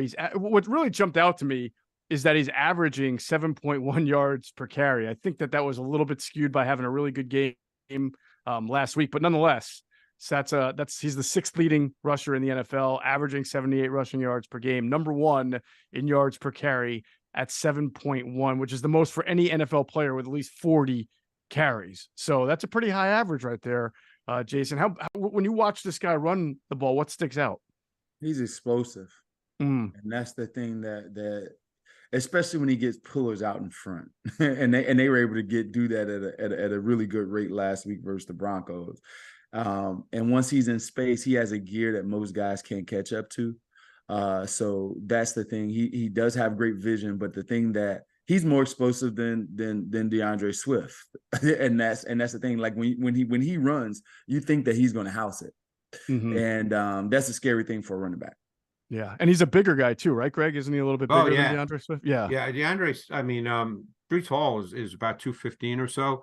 I think he's really smooth and fluid for a big back. He's kind of loose hipped. He's a slasher. He's a darter. He's patient. He's decisive. He's got short area burst and long speed. He's a fun guy to watch. I really like Breece Hall a lot. Yeah. He's sort of an example now of the modern draft philosophy, Adam, right? Where you get, because the running back is sort of becoming devalued. Well, not sort of, it's becoming devalued, that you can get a first round talent in a later round. I think Breece Hall went in the second round, if I'm not mistaken, right? Yes. He did, out of Iowa He State. was the first running back taken in that draft. Right, though. right. And I bet you there were teams that felt he had Yeah. a first round grade, but because all the other teams are going to go for corners and defensive ends and tackles, he was going to slip into He's the actually a second very round. good receiver, too. I was just going to mention that. Yeah. He has got really good hands and really good kid, great attitude, great rehab on his ACL. They could have really ramped him up and given him a ton of carries early on, but they didn't want to do that because of the injury he's coming back from. You remember, he didn't have much of a training camp. And then also, Dalvin Cook has not looked particularly good. We didn't really mention him. He's not looked like himself. And it's all Breece Hall. No, you're going to see a healthy dose of Breece Hall today. There's no question about it. I can't believe that he's 215. Because when I look at him, to me, because his running style is so explosive and slashing like Jamal Charles-ish when he has the ball in his hand. Like, I'm not saying long speed wise, but like when he's cutting through the defense, it reminds me like of Jamal Charles. So when you're 215, that's baffling for 215. He was 217 at the combine, and he ran a 4.39. Yeah. He's probably 225 right now. So again, you have a good marriage, right? You have a running back with that type of skill in a Shanahan style offense. So that should be a good building block for the Jets if they can get their offensive line issues correct. Oh, real quick before we finish, they have their right guard is the rookie from Wisconsin, right? Joe Tittman. Yeah, he played center. How's he looked? Wisconsin. Right, I know he was a center at Wisconsin. Some people thought, Greg, and I think you're in this boat too, that he was actually a better center or projected better than the kid the Giants took. I liked him more, but again, I don't fancy myself an offensive line guru, Jeff. But I like Tittman more than the Giants guy. But he's playing guard. I'm being honest. I haven't really studied him in detail, so I don't know the answer to your question. Okay, no problem. But we know he has to play a prominent spot with Elijah Vera Tucker, without question, playing both guard and Tucker now out. All right, good stuff there. Watching Breece Hall, that is a big weapon for the Jets. We are going to pause for a moment to hear from our friends now at Ocean Casino Resort in Atlantic City, the exclusive Jersey Shore resort of Inside the Birds. Go to get your game on. Go for the beers. Go for the cheers. Go for the hit and the hits. Go for the stakes and the stakes. Go to get your parlay on. Go to get your party on. Go for the scene. Go for the screens. Go for the gallery. Go for the win. Go to Ocean. Visit theoceanac.com to plan your visit. All right, it is hour 2 of Inside the Birds pregame live. Geoff Mosher, Adam Caplan here with former Eagles wide receiver Jason Avant and our tape breakdown guru Greg Cosell. Eagles are 6.5-point road favorites today, and over under of 50. And of course, as I'll mention this again, the Eagles have never lost in franchise history to the Jets. And as we mentioned earlier in the show, Jalen Hurts has won 20 of his last 21 regular season starts. Adam, do you just ever repeat that? Like 20 of 21 regular season starts. It's incredible. It really is. The head coach has got the best road record in the National Football League since he became head coach. 80% winning percentage on the road in the regular season. The quarterback has been an unbelievable story. Because if you go back to 2021 when things were not great, and now to see that he's one of the top 5 to 7 quarterbacks in the National Football League is a pretty remarkable story, and also give the coaches credit as well. Yeah. Jay, the QB record is really a team record, right? But the quarterback gets the mark. Like, it says it on his record what he is, which isn't always fair because you don't always blame the quarterback in a loss or credit the quarterback in a win. However, when you see that Jalen Hurts has won 20 of 21, that's something that to me has to go beyond just your talent, but that there's a belief. You hear the Eagles talk about how they believe when they take the field that even if he's not having his best day, he's going to figure out a way to keep them in the game, if not win it. Well, ask the Patriots if it's the team or the quarterback. so we're both. I love it. Or both. Now, so it definitely is a team, but the quarterback has the largest portion of, victory or defeat, percentage. It's just it's that, and it always will be that. And Jalen Hurts over these years has progressed in ways that's unfathomable to a lot of people, me included, because of some of the deficiencies that he showed in his first couple of years. He's corrected those. He's improved the team, improved his stock, and also the team believes in him. So I couple that with veteran players, good veteran players, Hall of Fame edge players, right? And when you talk about Kelsey and you talk about Fletcher and you talk about these guys, those guys are borderline guys, because when you started getting into Super Bowls and Pro Bowls and those things, they're fringe Hall of Fame players.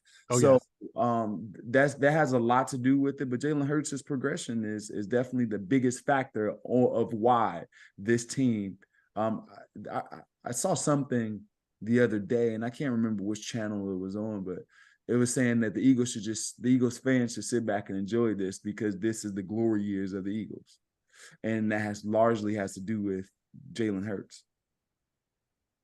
Yeah, it's a fair point. I mean, they go to the Super Bowl, you start the next year 6-0. Even into the great Andy eras, they never had a winning percentage like this. There was always, especially in the later Andy eras, there were some teams that had a fighting claw just to get into the playoffs. Did you ever have a feeling, Jay, whether it was at Michigan, high school, with Donovan, with the Eagles, where when you took the field, you felt emboldened just by having the quarterback that you had, Vic? I mean, you played with some good ones. If Donovan was locked in, we knew it within the first 5 or 6 plays of the game. We knew that we'll win the game by 20. Wow. Oh, but he wasn't. Is that why Andy always come out throwing? He wasn't always locked. You know what I mean? Like, but if Donovan, because Donovan's talent level is so much greater than Jalen Hurts. But the difference is that the maturity factor at the age is night and day. And so that portion of it, if Donovan was locked in, we knew that no team could.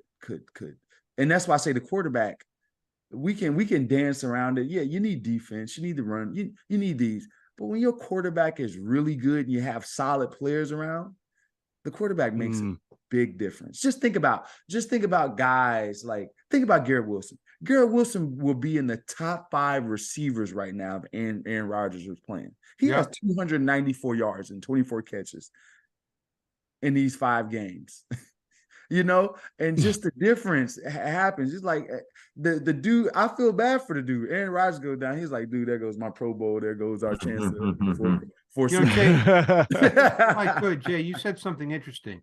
What do you think, like, relatively speaking, when you evaluate quarterbacks, what do you think Hurts' talent level is? Like, that's been a big discussion, obviously, even going back to when he came out of college, and obviously he's playing good football. I think he would tell you he could improve in some areas. I think the tape tells you that, and it's the coach's job to nitpick and work on that. But they win football games, obviously, and he makes important plays every single week.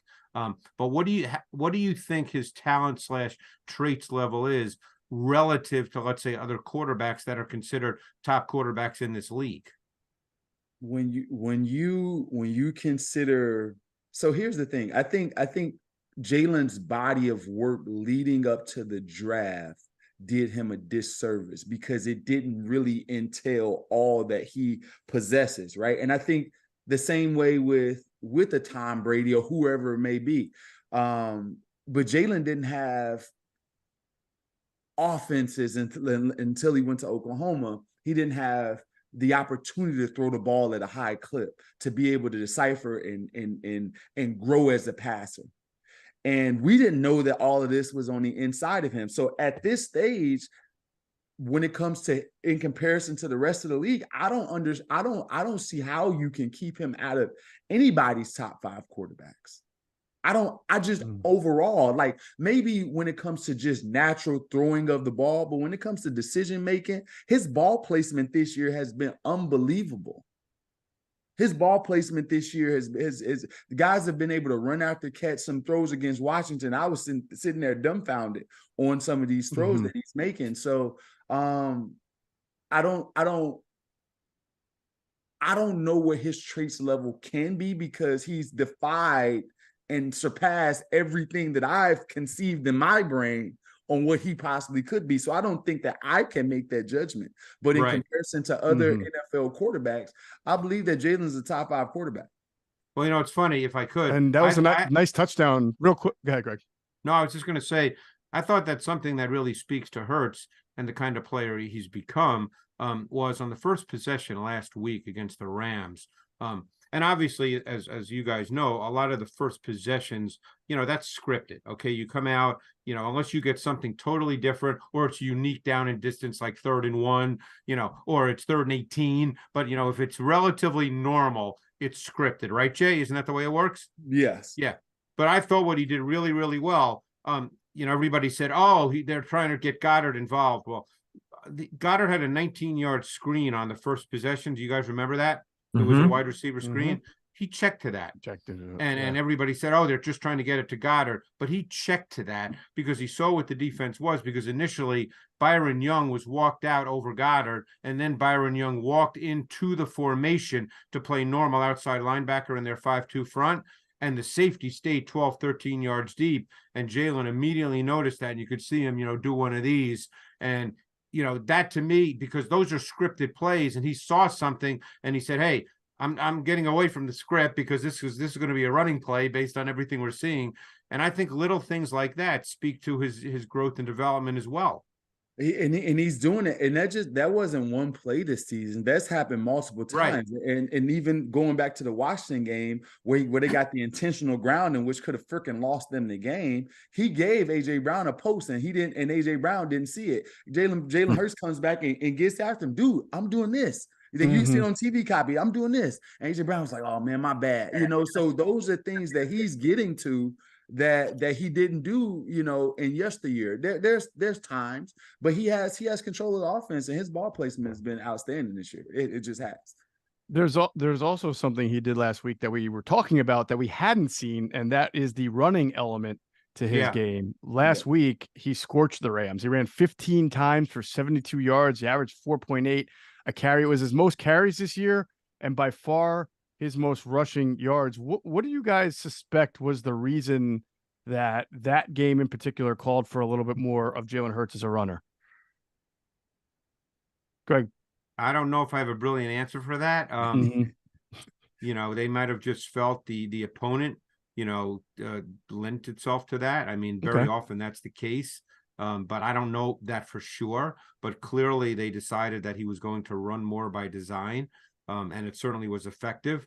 But I don't, Jeff, I'm just being honest. Unless Jay has knows or has a better answer, I don't have a specific reason as to why that happened last week. Yeah, I mean, some were scrambles, which those are not right, but they did run him more by design last week. They did run him, sure. Yeah. Like the only thing I can surmise from that is that Raheem Morris is a split safety guy. Yeah. Right. And I got to think that the Eagles are pretty tired of teams just playing back on them. Yeah, I got to think that, and I think that they have lost. The NFL has, because Jalen has been reluctant to run it, especially this year.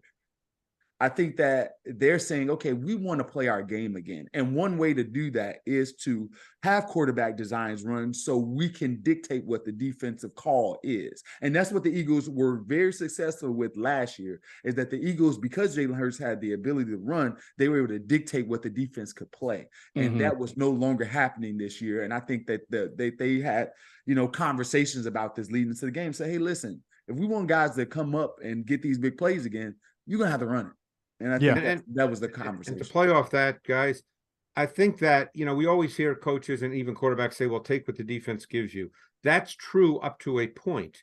Then you have to design things to make the defense play you the way you want them to play you. Just because a defense plays in a 2 shell doesn't mean you can't throw the football. There's things you can do to beat and attack that. You can't, I always feel like it's a cop-out when I hear someone say, oh, well, they're playing too deep safety, so we couldn't throw it. No, you can throw it. There are route concepts that can beat that. And the good coaches and the good teams, they do that. They don't let the defense dictate to them the whole game? Are there situations where you let that happen just because the situation calls for it and you don't want to force it? Of course, but you can't let that be the way you play offense. And they had Aaron Donald too, so and you can tell that the game plan was if the first two wasn't there, Jalen, you got to start moving around.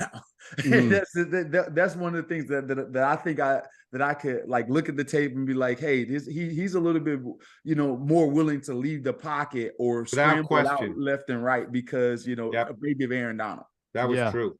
Yeah.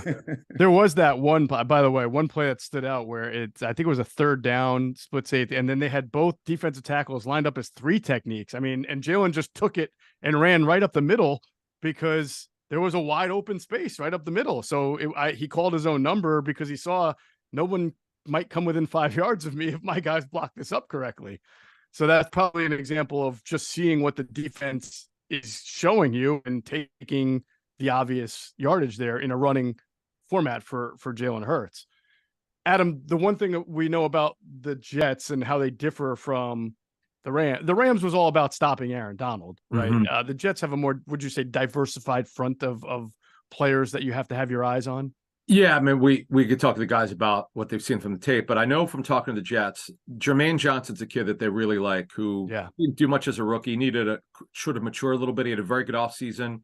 They feel great about their rotation.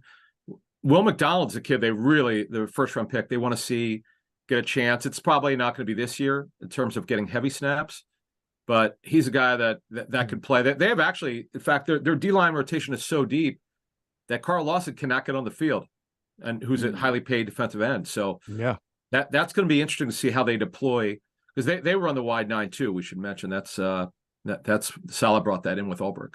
Right. And without Sauce Gardner today and without DJ Reed, I would think the Eagles would like to be able to come out in a lot of 11, try to stretch the field, but they'll have to block it up against this front, Greg. I mean, would you think too that maybe the game plan changes from because they've come out in many games alternating between 11 and 12, but against Washington, good defensive front, but secondary they felt they could expose. They really hit the 11 personnel harder earlier. Yeah.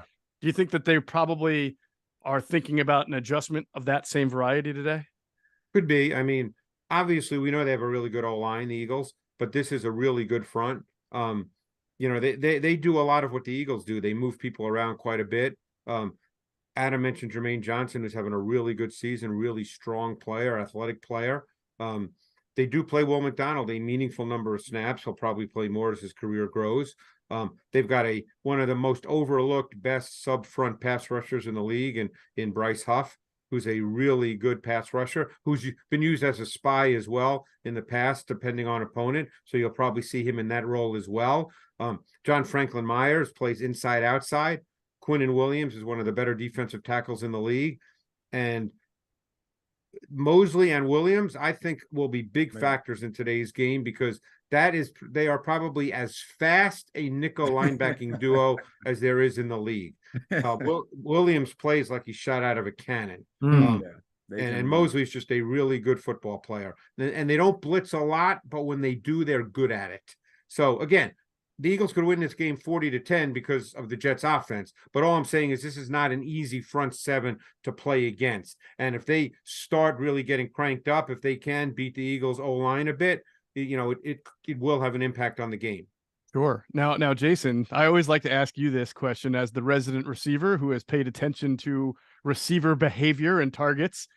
AJ Brown he got to eat for 2 straight weeks. Dallas Goedert, after being hungry and starving for 4 weeks, got to eat last week.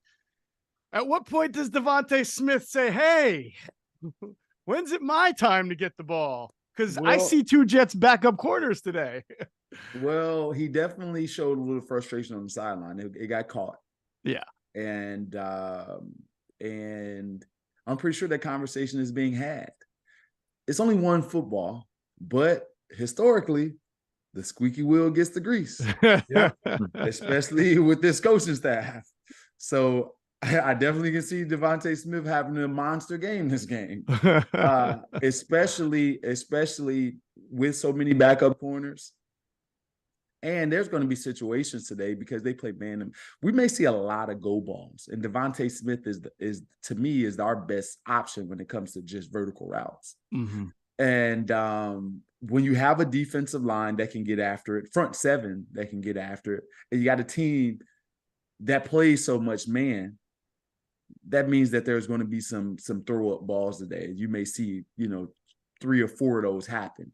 And I would say, some are going to go Devontae Smith. And if it's in his vicinity, he's going to go up and get it. So, yes.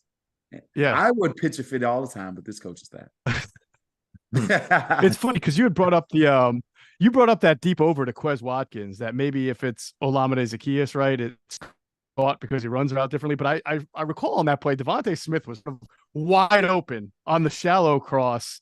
He was. And had a lot of yards to go. And that was, I think, 2 plays in a row where they ran crossers where Devontae was wide open. I think that was the part of the game where he started to get frustrated. He was open. He was the underneath guy he was the first to pop because he's the underneath player, but the design is to get it over the top of that flat defender, that hook curl defender there. It's not flat defender, but the hook curl defender. And but the truth of the matter is that because of his depth, he could have thrown to Devontae Smith and still pick up the first. Yeah. I've been that guy. I've been that guy 150 times. And you get it 5. Mm-hmm. So don't worry about it. Adam, it's not the same personnel, right, Adam, but it's the same defensive structure from a couple of years ago when we saw Gardner Minshew and Dallas Goedert connect, especially down the seams, right? I think he had like 100 yards and 2 touchdowns that day. Yeah, he had a great game. It was over 100 yards. And the one thing that I've talked with coaches over the years against these defenses that play these zones is that they're mm-hmm. and the guys know this. Jason knows as a player, and Greg knows, he's talked about it 100 times. There's always voids in zone coverage. And boy, did they find him. He ran free in the middle of the secondary. He had 6 for 105 and 2 touchdowns nearly 2 years ago against the Jets. Now, their defense is way better. They're deeper. Will McDonald's only playing about 25% of the snaps. But let me tell you, folks, when you see him, I saw him at the Senior Bowl. He is so fast. This might be the fastest defensive end, Jeff, that they go up against. Mm-hmm. They're very deep at DN. Again, he doesn't play a ton, but when he does, he's impactful. We saw him in the preseason as well, look really good. The defensive end for the Rams was fast too last week. What was it? Young? Byron Young? Oh my gosh. Oh yeah. We talked about him. He was moving. Yeah, McDonald's similar, but probably better. Oh yeah. He's so fast. So fast. 100%. So is it tough, Greg, conceptually for the Jets, who have played a lot more man, as Jason was talking about, to try to do that with 2 backup corners against an Eagles team that just has one weapon after another? Today. Saleh, his background, I know he's not the play caller, but he's obviously a defensive guy. It wouldn't surprise me to see them play a lot more quarters because that's what he started to do in San Francisco his last couple of years. He started to move from being a cover 3 guy because his background was initially with Seattle back then in the Legion of Boom days. So he came to the Niners with a cover 3 background, and then he kind of evolved to play more quarters. It wouldn't surprise me to see him do more of that today. It still gets your safeties involved in the run game. Again, everything is situational, so I can't sit here and say they're going to play 50% this or 40% that, but I don't think he's going to line up with backup corners and play a serious percentage of man-to-man coverage. No way. Yeah. No, that would be quite a risk against this Eagles team with the personnel that they've got. Especially if Tay Hayes will be the other outside corner. No, well, it should be Craig James, the former Craig Eagles James, corner. But still, Craig James, He's smaller. Again, the Eagles. I couldn't agree more with Jay on this. There's going to be go balls. They're going to attack them. They're going to make them have to play. So and they're not going to line up and single high safety and play man coverage. Not on very many snaps. No. Just got to make sure Jalen Hurts is well protected to be able to do that. So we'll get into the Eagles offensive line against that Jets defensive front in a second. Listen, guys, when your money is on the line, choose a trusted sportsbook that gives you the tools to win, like MyBookie. At MyBookie, it doesn't matter if your team is up or down. You can easily cash out or bet the game live to come out on the winning side. Use MyBookie for daily odds boosts, same game parlays, and take advantage of huge prize pool contests. Plus, MyBookie has a no strings attached cash bonus that lets you deposit and withdraw quick. Just use the promo code THEBIRDS, all one word, THEBIRDS, on your first deposit and receive up to $200 in cash. That's THEBIRDS to claim your own cash bonus now. Try the MyBookie money bag to grab a potential Super Bowl frontrunner at long shot odds. We're talking plus 38,000 on the Eagles and Chiefs. You will not find odds like that anywhere else. Bet anything, anytime, anywhere, only with MyBookie. All right, we were talking about the Eagles' offensive line. Last week, it seemed to be an all-hands-on-deck approach dedicated to one guy, Aaron Donald. You saw slide protections, you saw double teams, triple teams, chip blocks, right? I mean, that as we talk with John DeFilippo, the former Eagles quarterbacks coach, that was an orchestrated plan that starts on Monday or Tuesday of the week and goes into the entire week. And I'm sure at practice somebody had the 99, and there were just a lot of bodies on Aaron. I thought they did a good job switching off on stunts and seeing everywhere that Aaron Donald was aligned to make sure they had bodies on him. I don't know that you can take that approach to, say, Quinnen Williams today, a very good Pro Bowl tackle for the Jets, because what we just talked about, the Jets have other guys who can beat you. But how important, Greg, we'll start off, is Quinnen Williams to what the Jets do up front, and how good is he in comparison? He's a really good player. I don't think he's quite Aaron Donald. Probably no one is, but he's a really, really good player. But the thing is, the Jets have more on their D-line than the Rams do. Mm-hmm. So it's not so easy just to say, let's take care of Quinnen Williams and we're good to go. They've got a lot more there, a lot of better players. But Williams is a really good player. Jay made a great point, by the way. I thought the tape showed this. I thought it was a really smart point. You saw Jalen get out last week. He reacted quicker to opposing jersey color last week than in any other game this year. And he probably did that just because of Aaron Donald.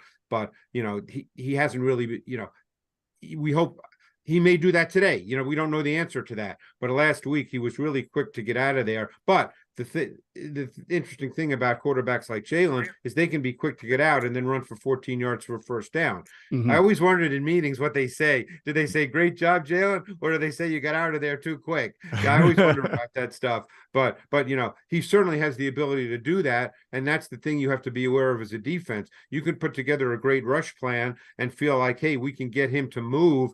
But if you then can't account for the movement, you've got a problem. Right. And you can correct me if I'm wrong, but Aaron Donald, he must have lined up in 4 or 5 different alignments. I don't think Williams doesn't do that. Williams won't do that. Other guys do that on the Jets, but not Quinnen Williams. Right. So then, Jason, doesn't that sort of put the target or the microscope on Sua Opeta a little bit more this week, because it's not going to be like a 4-on-1 type effort. Sua Opeta, who's filling in for Cam Jurgens, will probably line up across Quinnen Williams, and he might get some help from Jason Kelce, but I don't know if he's going to get another chipper with Kenneth Gainwell, who, by the way, I thought did a pretty good job of that last He's week. A really good pass protector. Yeah. We all know why that Kenneth Gainwell gets the snaps that he does. I think the pass pro was big from him last week. But doesn't that really put Sua Opeta under the spotlight a little more this week? Yeah, when you have more accomplished players and better players around you, yes, you can isolate one guy a little bit better. However, I thought that Opeta played well in situations where he had one-on-ones. I thought that he played, really well. And the thing is that Opeta is very rarely going to be overpowered. That dude is a mule when it comes to just pure strength. You can out-athlete him, as we say in football. You can get him with quickness, you can get him with other things, but just rushing through him, that's something that guys are not going to succeed at. But Jason Kelce is there to help him. So it was just funny to go with the Aaron Donald thing. It was one time where Aaron Donald was lined up outside and Jason Kelce avoided a guy just to go get Aaron Donald. It's like, yo, this attention to detail is next level. Yeah. Well, I do remember it. It was a simple inside zone run to DeAndre Swift, and I believe Donald was lined up across Mailata and actually pushed Mailata so far in toward the gap that Swift went from one side of the A gap to the other to find his hole because it could swallow. I'm thinking, man, Mailata's 350 pounds, and Aaron Donald's considered undersized, and he just drove him into over 2 gaps. It was crazy. That's just how good Aaron Donald is. Yeah. So it's good stuff to see. Now, getting back to Opeta, though, Adam, I remember when he came out of Weber State, right? And the Eagles had him. The book on him was he could only play one side, and that his biggest strength was those hands. Like his athleticism wasn't great. His anchor was a struggle, but I guess there was upside in him because of that country strength. Those sort of Jason Peters hands people talk about. The thing for him, like intellectually, he's very smart, good student, but in terms of processing more than one position, that's a big reason why we understood why he wasn't drafted. But here you go. Last couple of years, they've put him on side to side in practice. He's shown he could play another position. Yeah. It's another great job by their scouting staff. Whoever has Weber State, that's out west, is it not? Isn't it out west somewhere? It is. I believe it's in Utah. Or okay. Weber State, yeah. Stuart Pettis from Bountiful, Utah. Bountiful. Yeah, Bountiful, that's Damian Lillard's alma mater, by the way, Weber State. There you go. Yeah. But you got a lot of children out there, Bountiful. That's another show for another time. But the fact that's a little too inside the birds, if you know. That's right. That's right. They found this kid and they stuck, but they stuck by him, and this is another find for them. You know how much money they saved, Jeff, by not having to bring a veteran in? This guy's on an undrafted free agent contract. Right. Well, this is a really good story. Yeah. He went to college as a defensive lineman. Oh, did he? Wow, even better. I didn't know that. There you go. Oh. Yeah. No, to your point, Adam, I mean, you're getting right guard play out of a guy on a rookie contract in Juergens and a guy on the futures or whatever the contract that he signed for Sua Opeta. And that's a big difference than what they were paying Isaac Seumalo and then what Seumalo is now making with the Steelers. So yeah, good point on that. All right, we're going to talk a little bit more and, wrap the show up a little bit. We'll get into our players of the game first. I want to take a minute to hear from our friends at Sky Motor Cars, including the voice of the Eagles, Mr. Merrill Reese. Sky Motor Cars in Westchester is a different sort of dealership. All it takes is one look at their Highline pre-owned vehicles that people over the country want and need. Owner Brett Schiller, make sure you don't spend a dime of your money before you purchase the car. Sky Motor Cars allows you to make all the decisions regarding your next vehicle. At Sky Motor Cars, you never have to spend more than necessary. Visit SkyMotorCars.com today or call 610-918-7225. All right, welcome back to Inside the Birds pregame live. Of course, you heard from our friends Sky Motor Cars.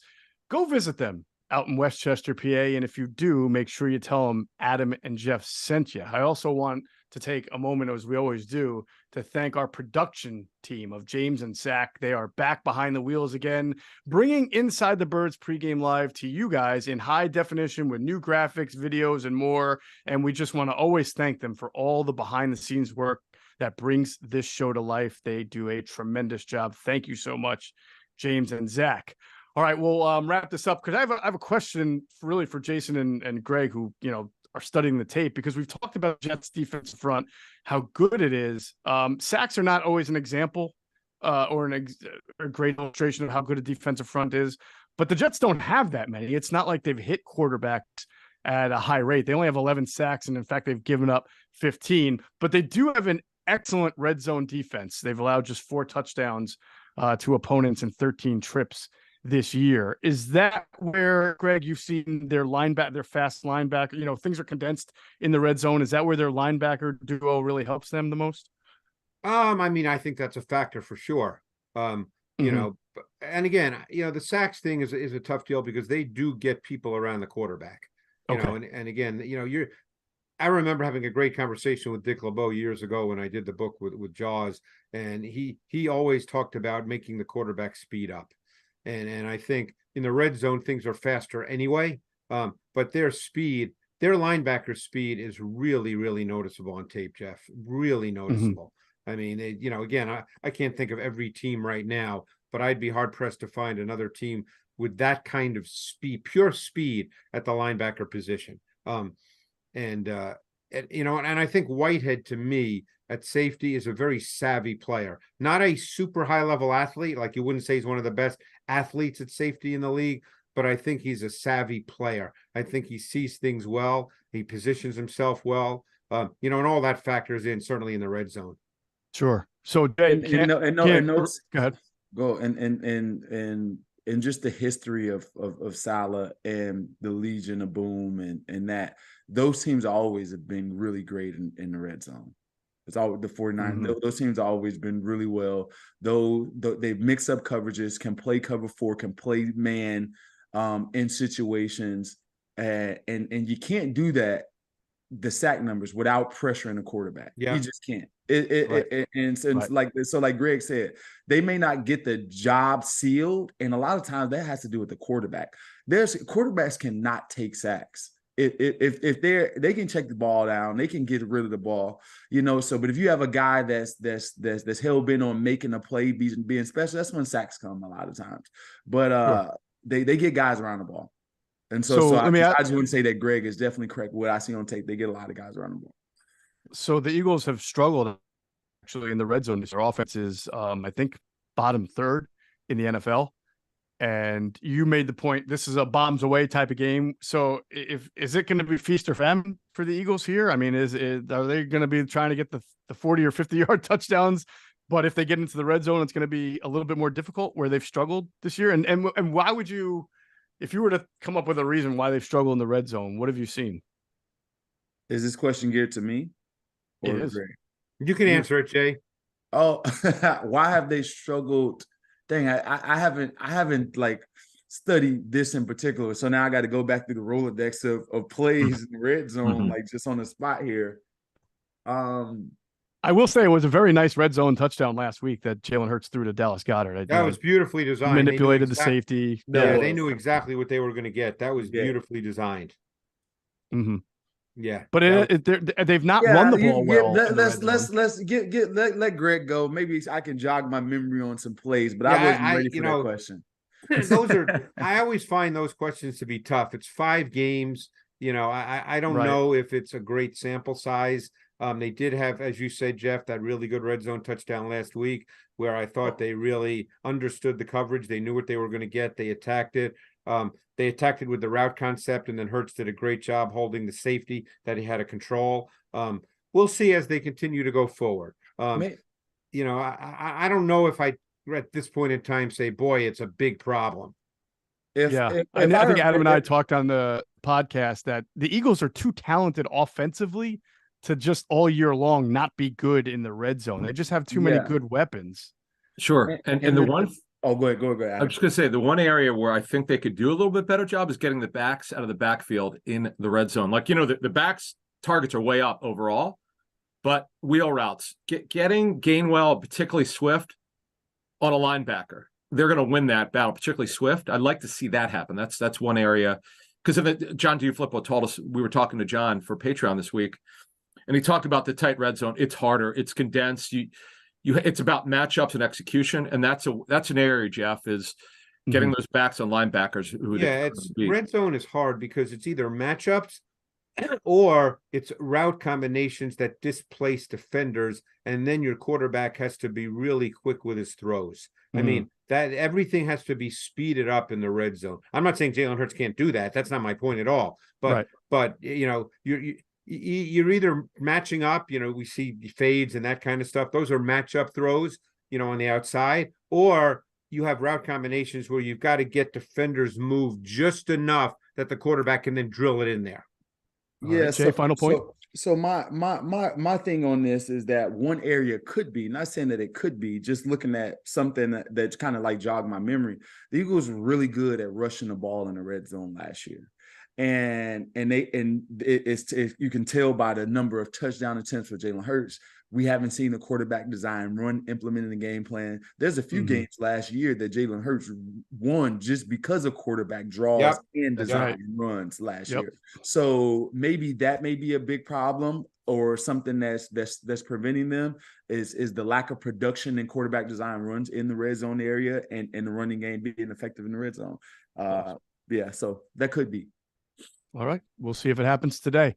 All right, let's finish the show off. We're going to start off with our player of the game that we're expecting against the Eagles Jets today. Jason, I start with you. Who's going to be the player of the game for the Eagles today? Man, I should have picked Devontae Smith. I didn't know Sauce Gardner was out. Oh, I have a funny story about that, but go ahead. Okay. So I'm going to go Fletcher Cox. get after, Zach. I think he's going to be the most formidable pass rusher within the middle. Zack Wilson, immediate pressure. So I'm going to go with Fletcher Cox. Hopefully he's healthy enough. Yeah, the funny story is both Greg and both Adam picked Jalen Carter. And then when I told them that they needed somebody new because Jalen Carter was out, within seconds of each other, you would have thought they were next to each other. They both picked who, Adam?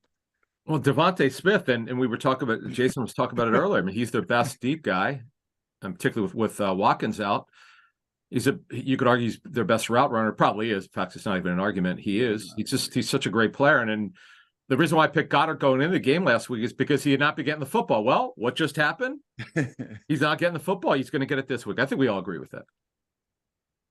There you go. Well, Greg, I imagine you agree. You picked Devontae Smith. I picked Devontae Smith as well because I agree with Jay, by the way. I think that Devontae in his own way probably made it known that, I'd like to get the football once in a while. I think I'm pretty good, so please throw me the football. And I think today that given who they're playing against in the secondary, I would imagine that Devontae Smith is going to get some meaningful targets.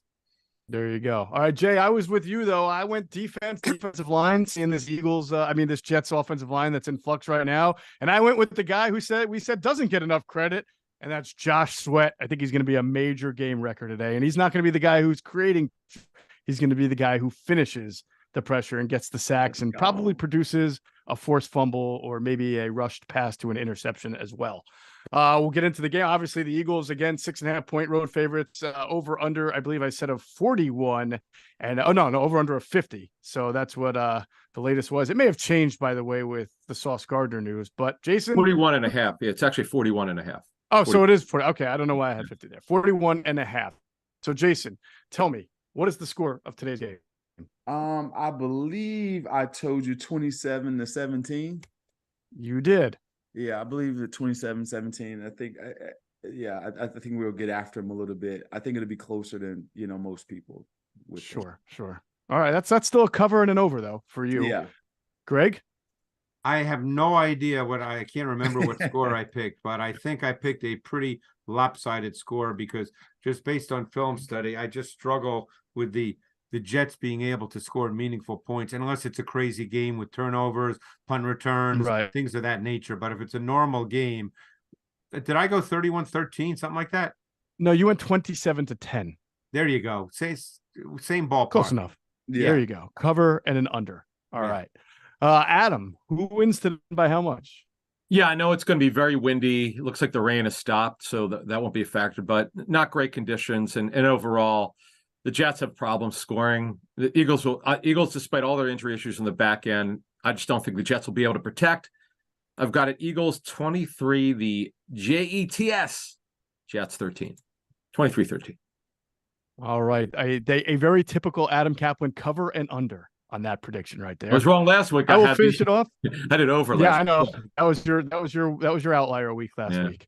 I am actually, Adam, taking the under as well, but I do have the Eagles winning, so it's a clean sweep. Eagles 31, Jets 16. That is a cover and an under. No, I'm sorry. I have the over. I'm typically over, so that's over. Yeah, over.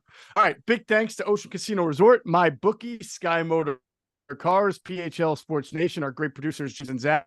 And thanks to all of you for joining us. Make sure you check out our coverage of today's game immediately after on Inside the Birds post-game live with myself, Adam, and our new guest, former Eagles tight end Clay Harbor. That'll be on all of YouTube and our socials. And make sure you check out coverage from Andrew DeCecco. He's at the game today. His content will be on insidethebirds.com. For Jason Avant, Greg Cosell, and Adam Caplan, I'm Geoff Mosher. Thanks for watching another Inside the Birds pregame live. Enjoy the game.